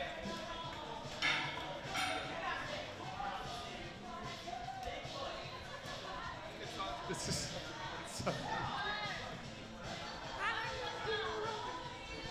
now as David sets up for the TIE Fighter, there he goes. Excellent technique. Yep, got himself into this jumping spider.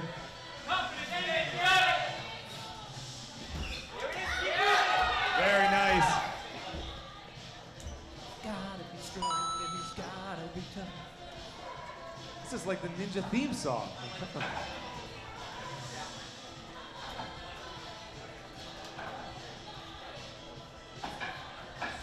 As Dave gets himself down to that final peg grasper, getting cheered on by his teammates at New Era and Real Life Ninja Academy, Drew and Derek.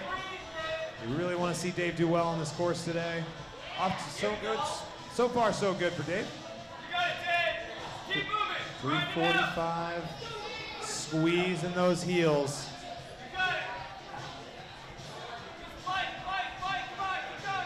This obstacle just a test of metal. You got this, Dave. Keep moving, just like practice. Keeps his hips going. Now Dave's got some pretty long legs. As he comes up to the end of this, he may be able to drop them out. But the problem is it's really hard to see, so he's got to kind of feel where that ledge is. Close, but he gets it. Whew. By the skinniest of margins. Oh God.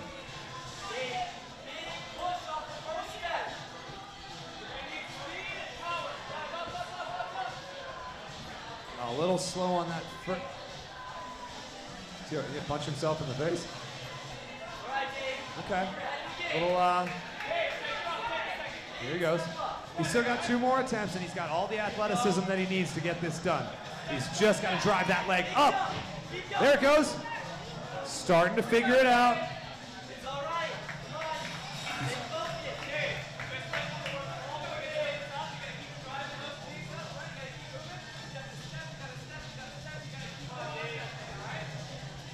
What he said.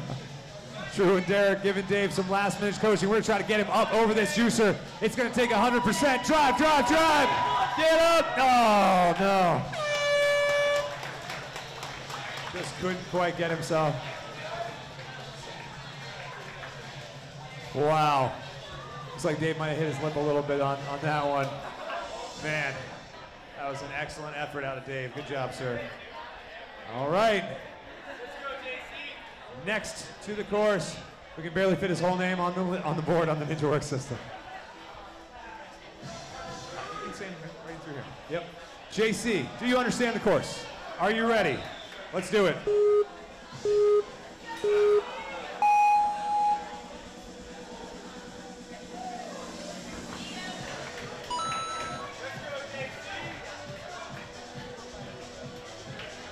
We've got the entire room. They're baby sharking in the Warp Ball room. These guys are making my event tonight, man. They're hilarious. Meanwhile, JC, at 4:30 in, he is making his way down and into the peg grasper. Now he's going to engage the I-beam. Very nicely done. Slides himself down. Keeps his hands secure on those holds.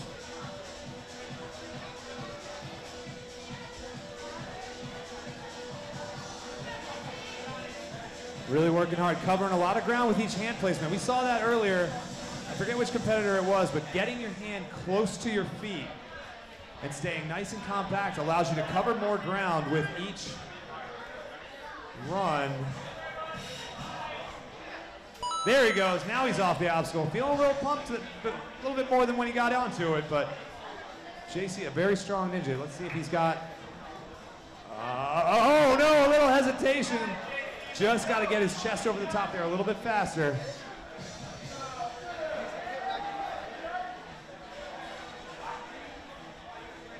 Got up there. There he goes.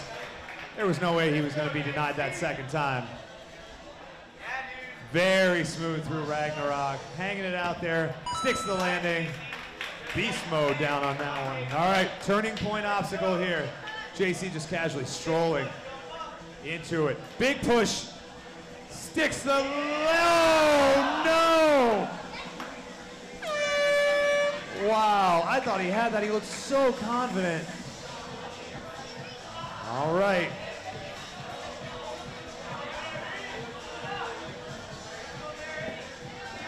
Next up, we've got Mary.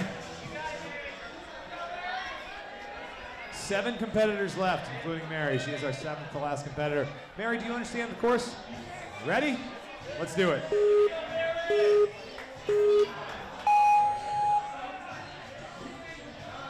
Big step. That's it. Controls her feet. Very nicely done. Got to press down on that step. And, oh, just slipped the foot down the face of the wedge. It's okay. Just didn't quite get the traction on there she needed. All right. If you hear the roar of the crowd, then you know it must be the Phoenix, Najee Richardson, the latest of our pro ninjas this weekend to step to the course. Looking very focused tonight. He's been waiting a long time to get this run in. Najee, do you understand the course? You ready? Let's do it.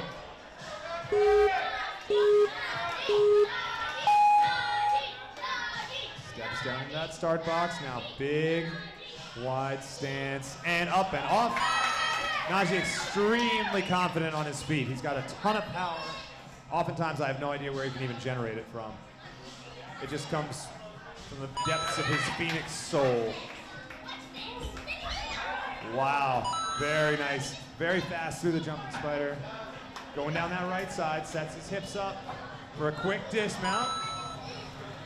Totally fine, saves himself there. Now, calculating out this I-beam cross. Gonna do it feet first. Look at those biceps flexing out as Naj just dead bugs his way down and through the I-beam very quickly. A little behind Drew's time, but that's okay. Wow, just powers himself up and over. Around the corner. Whew. He's been eyeing that thing up all weekend. So happy to take a run on that, but extremely focused. Gonna set it off. Turning point obstacle. Gets the jump, and he's off. Just like that. Now, wasting no time. A little bit of chalk. Quick breath, and then up. Dante's Ascension keeps his feet up. Good form out of Najee. Look at that big, wide grab. We did an obstacle on our first NNL called the Highway to Heaven. There was a wide pegboard that really just gave ninjas fits. Those big, wide grabs can really tax the lat muscles. Now, Najee's got the bar in his hand. We know he likes to fly. See, when he decides to go for the salmon ladder bar, he's eligible at any time. Now makes the static grab. And looks at, woo! Huge drop. Catches it and down. He's good. Very, very smooth from the Phoenix. Eyeing up his grab. Najee just casually going about his business, making short work of a lot of these obstacles. If you add up all the time he's spent on the obstacles, it probably wouldn't be that much. Now he's got it. To that platform. So, 20 seconds off of Drew Dreschel's pace, but remember, Drew took that long pause here before this one. Naj has got 2:20 left on the clock. He's gonna take a short rest here, recompose himself. Notice that this is what it comes down to.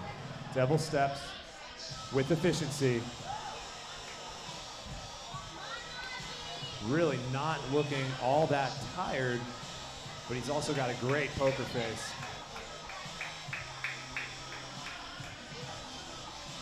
Gets his foot down underneath. He's getting ready to take this drop. Watched fellow competitors Dave Cavanaugh go down here earlier.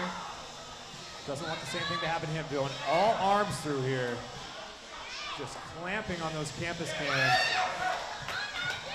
Now, up those steps. I gotta believe he's ahead of Dreschel's pace at this point. We'll know when he completes the obstacle if he gets there. To that angel step. Ooh, gritting it out. Gotta slide it over. Now to that great. Oh no! The pump is real. I'll tell you what, Naj, I said when I put together this course I wanted to make you look silly. There wasn't a single point during that course run that you looked even remotely silly. I consider myself a failure. Wow. All right. We are down to our final page of competitors. 5 more competitors aiming at that top spot on the leaderboard. Of course, judges, staying limber. We got 5 more to go, guys. They've been in here all weekend. These guys have been killing it. Are we set? All right, stepping next. Black Jules, Julius Ferguson. Do you understand the course? You ready? Let's do it.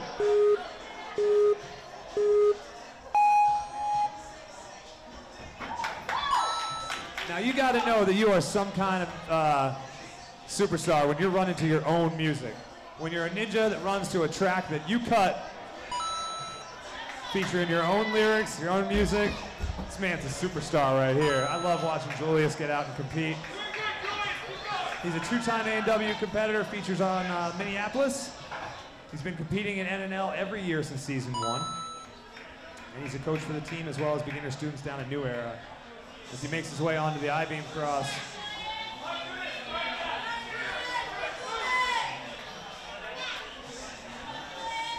So as Black Jules makes his way down the I-beam crossing, I'm going to tell you he'll be releasing the first ever Ninja Warrior rap album called Strictly for My Ninjas. That'll be coming out in the fall. Wow, just right up over, great power.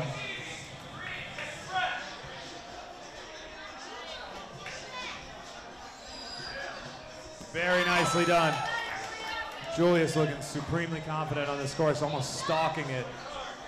Every obstacle he approaches, sends it down line. Big jump, sticks it, and a big dismount, wow. A newcomer is stepping to the stage. But he's been here for years. Now underneath Dante's Ascension. Wow, huge power moves out of Julius. Very nicely done, crossing up these balls. Wow, just taking huge hip swings through there. That was really hard to do. Gets the bar set. Okay, got himself pretty crossed up, but managed to get himself close to that samurai bar. Actually worked out pretty well. Now, no rest, walking it down. There it is. Okay, now he's got to take it across. Keep those feet up off the mats. Incidental, okay, but he's got to get that bar over. Good. Woo! Shaking those arms out. Pretty good pace here. He's chasing that completion. Will we get another one before the end of the night? We will have to see. We got some great ninjas still coming up, left to compete.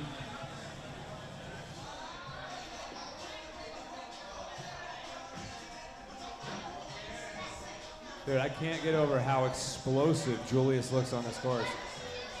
Even though his gas tank is starting to run down here a little bit, he has got big moves for days. I remember watching him compete at our NNL last year, and I didn't think he had this level of talent in it. This man has been working hard all year.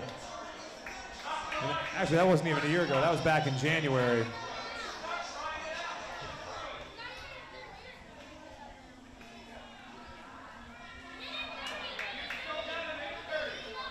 "90 seconds left on the clock for Julius. He knows it's going to take him a little bit to get through this obstacle, but he's still got time.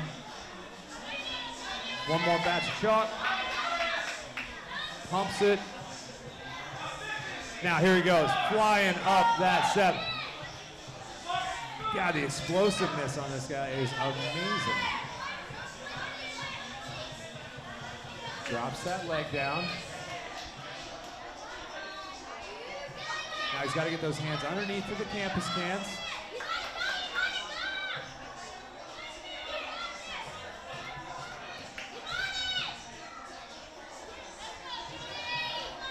Got himself around the corner. All right, Julius is in good shape here. But this is where Najee Richardson went out as well. These steps are farther apart, a steeper angle than the 30s. Every step takes 100%, and Julius just can't get it.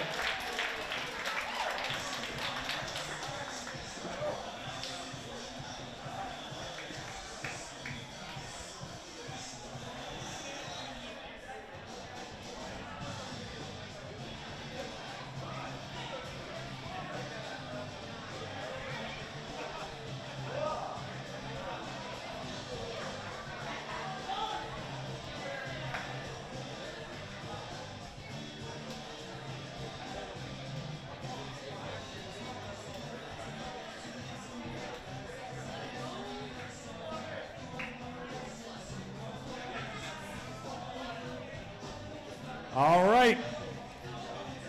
Robert O'Neill is here.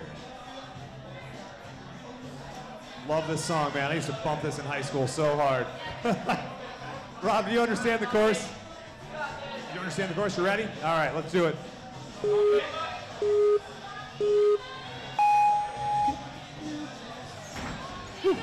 I must have been talking too much this weekend because I used to be able to sing on this mic like well into the night, and now my voice is just shattered.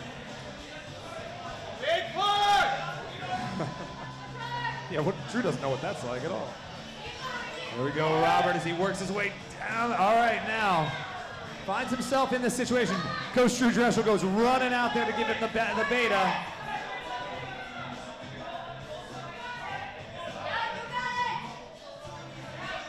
These ninjas have found the hack for the friction. Very nicely done. Into the jumping spider and right over our agile photographer. He's been here all weekend taking shots for us. We really appreciate it. We're gonna see those promo shots up on the website as soon as I can get them posted. We'll put them up there on the site for free. You guys are welcome to share them, post them to social media, whatever you want. We try to get lots of coverage of this event because it's always fun to share your ninja competition experience with your friends. We love to recognize these accomplishments. Now, Robert O'Neill negotiating the I-beam cross.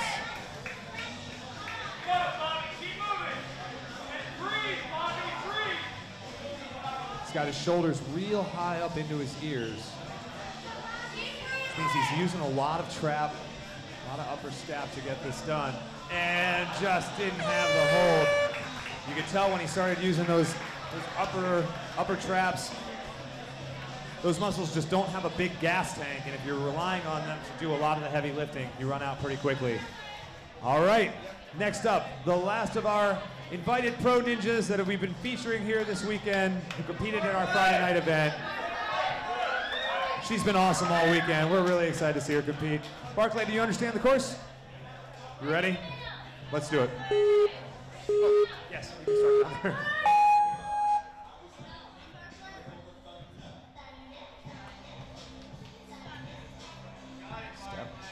Steps and goes. Very nicely done.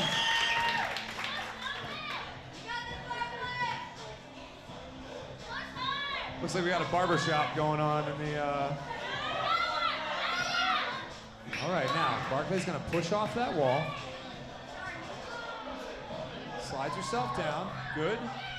Very nicely done. Now up onto peg grasper. Look at Barclay just flexing that out. Was starting out L's. Now she goes long. I'm going to save those biceps for later. She's going to need them. If any female competitor can make a dent on this course, looks like she's going to go straight to the I-beam. Whoa. Risky maneuver, but man, she puts on a show. You got to give her credit for that. It was completely unnecessary, but she loves throwing big moves.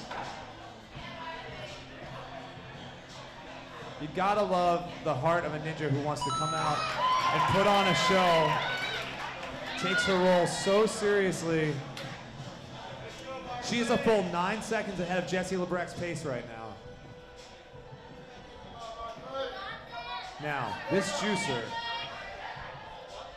Jessie was able to get right up and over. She did have a slight height advantage, but Barclay's got huge power. Very nicely done. Size is no matter for Barclay.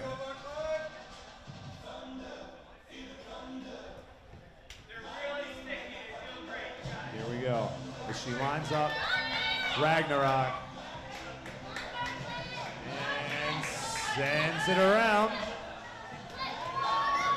Just hanging it out up there. Great job, Barclay. All right, now on to the Astro Glider. This is where Lebrecq failed earlier. If Barclay can get this, it would really mean a lot for her day.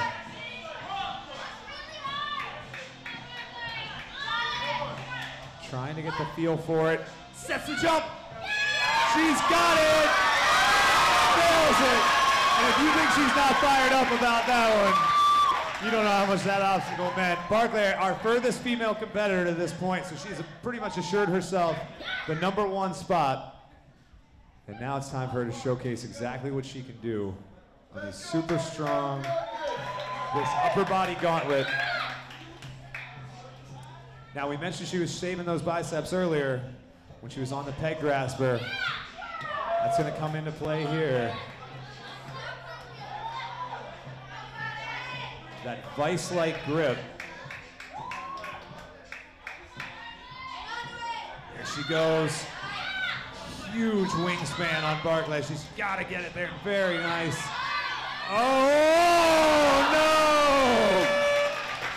So close to that hold. Big round of applause for Barclay. What a great performance. Oh my God, it's like a beach party over here. Jeez. Yeah. Well, when he's not winning mustache competitions,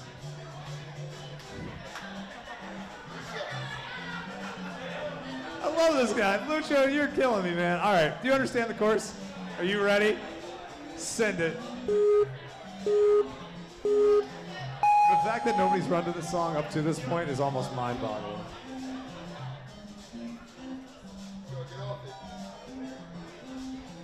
Lucio really looking like Mario out here on those moon rocks. As he heads into the TIE fighter. Big push off and down. Making short work of that one. Hopefully anybody that was standing there might have gotten kicked to the face. Into the jumping spider, too fast! Oh, he looked like his hips were a little out in front of him on the trampoline. We're gonna have to go back and, when he reviews his run, he might see his body position, but it looked to me like he just kind of didn't let his feet catch up to his hips on the trampoline and just couldn't get himself into the chute. All right, our final competitor of the night, representing TA Fitness, Alex Cordiero. Alex, do you understand the course? You ready? Let's do it.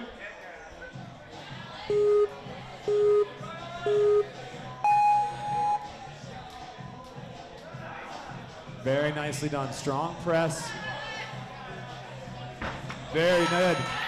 Looks like our party team in the Warp Wall Room are waving the white flag. They are so done tonight. They've been here all weekend. They give up. They're bringing it to a close as Alex sticks the landing. It's a dance party everywhere in here. The office is going nuts. Everybody's happy, which is what we love to see.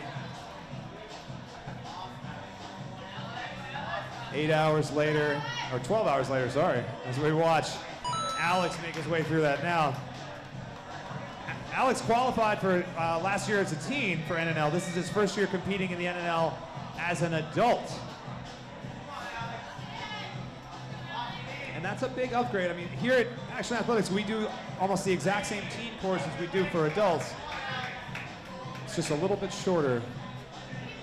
So let's see if Alex has the gas tank to get this thing finished off.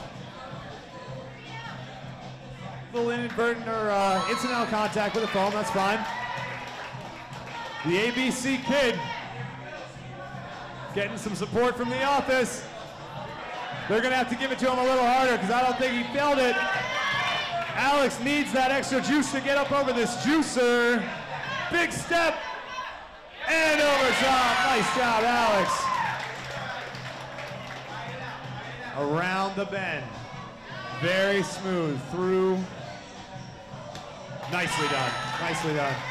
All right, if Alex can get past this Astro Glider, he's gonna do himself a ton of favors. This has been a make it or break it obstacle for ninjas tonight. Oh, just a little ahead of it. And that's gonna do it for the both adult waves. That's it for the Action Athletics National Ninja League Qualifier. Let's give away some prizes.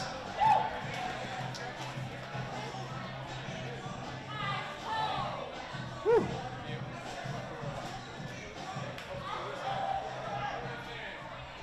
All right, before we do that, we're just going to take a short look at a video We're going to get it queued up just to make sure we got something right. The course judges want to make sure they nailed it, so sit tight for just a second. You runners in this second wave, use this time as your redemption time. We'll do prizes after that. So just grab some redemption time, practice the obstacles that you missed, and we will catch up with you guys for prizes shortly.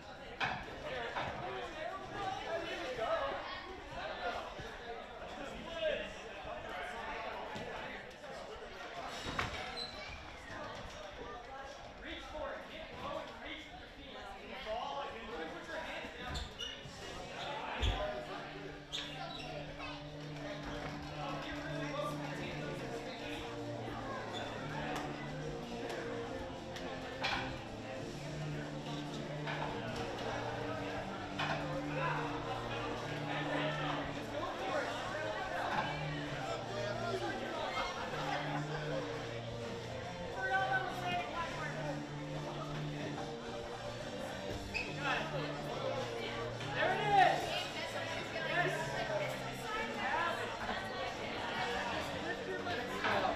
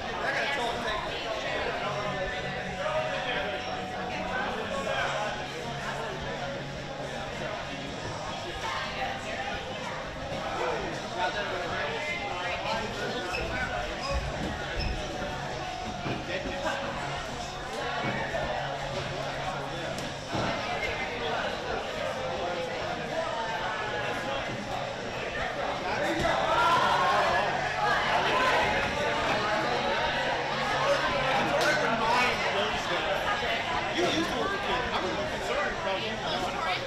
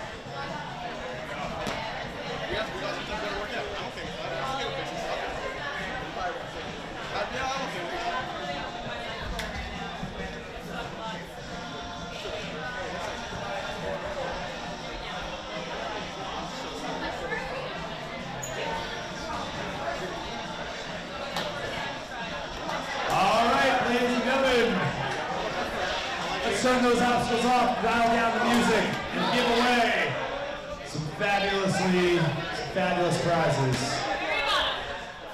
We're gonna get this podium started, so let me get everybody off the obstacles and over here to the spectator area.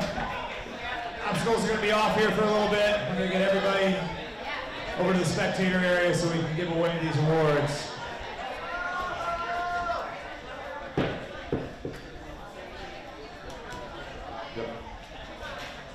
All right, everyone. Obstacles are going to be off, especially for people with yellow wristbands who should not be on the obstacles in the first place.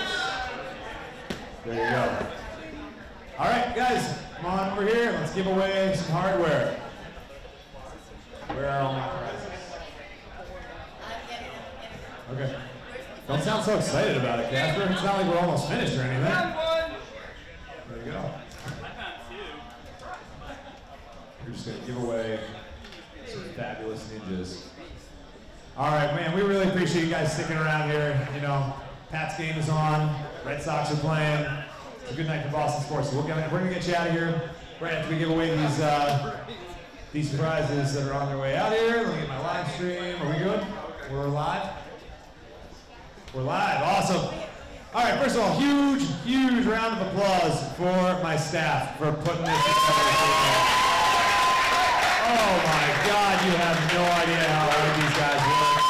It's really like, it takes so many people to put on an event like this, and these guys never once said, no, I don't feel like doing that, or no, I'm too tired. They stuck it out all weekend long, gave me the energy to do this for you guys, and we really appreciate them. Mike said he was tired? Well, he doesn't even know. He's our team coach, but he wasn't programmed X. All right, so first we're going to give away our Masters Division mail. So now here's how this is going to work. We'll read out the top 3 competitors, then we'll read our qualifiers. Top finisher in the Masters Division is going to get kind of a cool prize. So we want to make sure that we get that. Now, in 3rd place, completing Ragnarok in 2 minutes, 11 seconds, Dan Tarifi.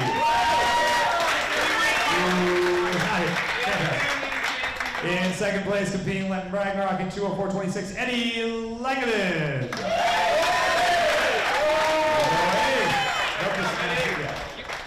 Masters get water bottles. In 1st place, completing Ragnarok in 1:42:43, Michael McPherson, who is not here either. Screw him, I'm keeping that. So, it's the onion night. All right, we'll send it off to him. Now, because all 3 of those men have already qualified, their qualifying spots bump down to the next competitors. So, our 4th place competitor, Josh Schreiber.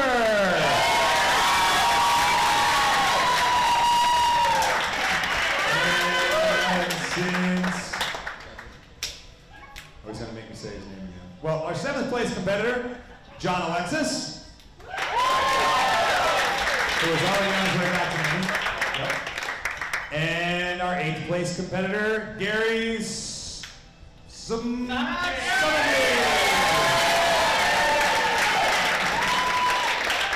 Congratulations, guys. Masters Division. I'll see you guys in about a year. That's great. I'm so happy to be getting older. Dude, I'm going to tear that division up. You kidding me? All right. So, we only had 3 female competitors in our Women's Master Division, so that's great. In 3rd place, there you go. Drew's got a few years till the Masters Division. In 3rd place, Renata Pompone. In 2nd place, Patience Schreiber. And in 1st place, woo, Ninja. She's a ninja.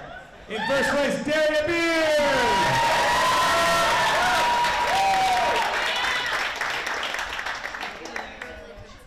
All right. And now, on to our pro division. So thank you, Masters. Oh, forgot to announce something very exciting. Patience, you qualified for finals.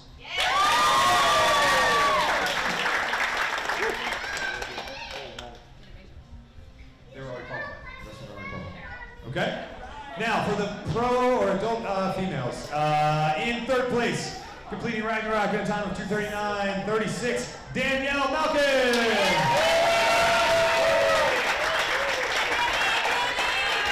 In second place, completing Ragnarok at 1:58.03, Jessie Flex LeBret, who is my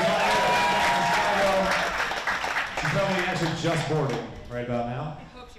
Hope she made her flight. And in first place, completing the Astro Glider in 2:27.40, Barclay Stuckey! Congratulations, Barclay. You are now qualified for the National Ninja League Finals. So, because we have 2 through 6 already qualified for National Finals, as well as 9 through 11 were qualified as well. The 7 and 8 spots now qualified for National Ninja League Finals in Hartford at the XL Center in February. 7th place, Rachel Smaller!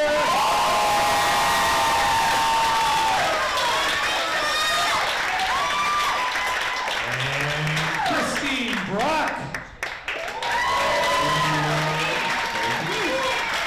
You did it! Okay. All right, cool. So, ladies, do me a favor and just step right down there for a second. We'll get these gentlemen squared away. My fingers don't work anymore. Okay. There you go. All right, in the men's division. Whew. Man, that was fun to watch, that whole competition. In third place, completing the battering ram in a time of 2:26.83. The Phoenix Najee Richardson!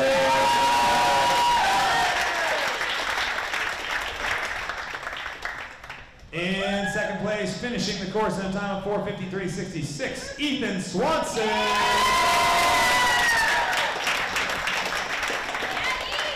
And in first place, completing the course in 3:32.69, Drew Dreschel!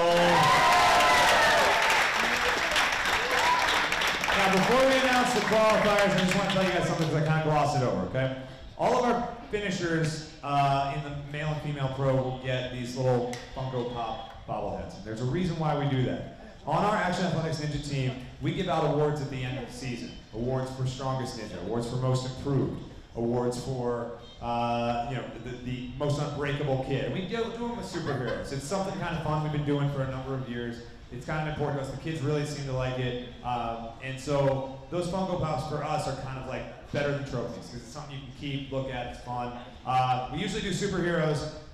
For you guys, we decided to go Game of Thrones because, gosh darn it, it's the best show on television, so why not? So we did Jon Snow for the guys and Daenerys Targaryen for the girls, the 2 most powerful characters on the show. And then for the Masters Division, we did Davos and Cersei Lannister. If you don't know what the heck I'm talking about, you need to get with the program. Like, you're missing it. That show's incredible. What's wrong with you?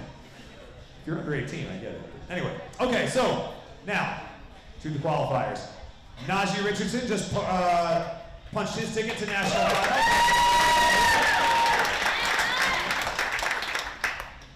Kavanaugh was in 4th place and already qualified at Vitality, so his spot, the next spot bumps down to Julius Ferguson.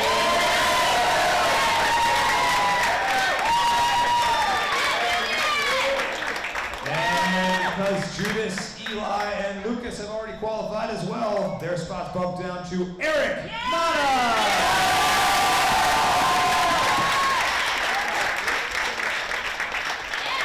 Fantastic, guys. All right, so here's what we're going to do. Everybody who's left here, we're going to do a big group picture, okay? So all my female finishers, 1st, 2nd, 3rd place, stand up on the blocks with your gentlemen counterparts, sure? The rest of us, let's all fill in under here, our qualifiers, everybody else. Everybody that's in the room who is not holding a camera, get in the picture, because it's just going to be a boatload of fun. I'm going to sit right here because I'm tired.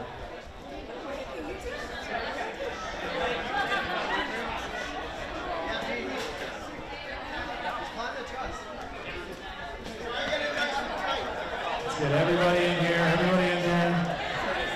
As tight as we can get, guys.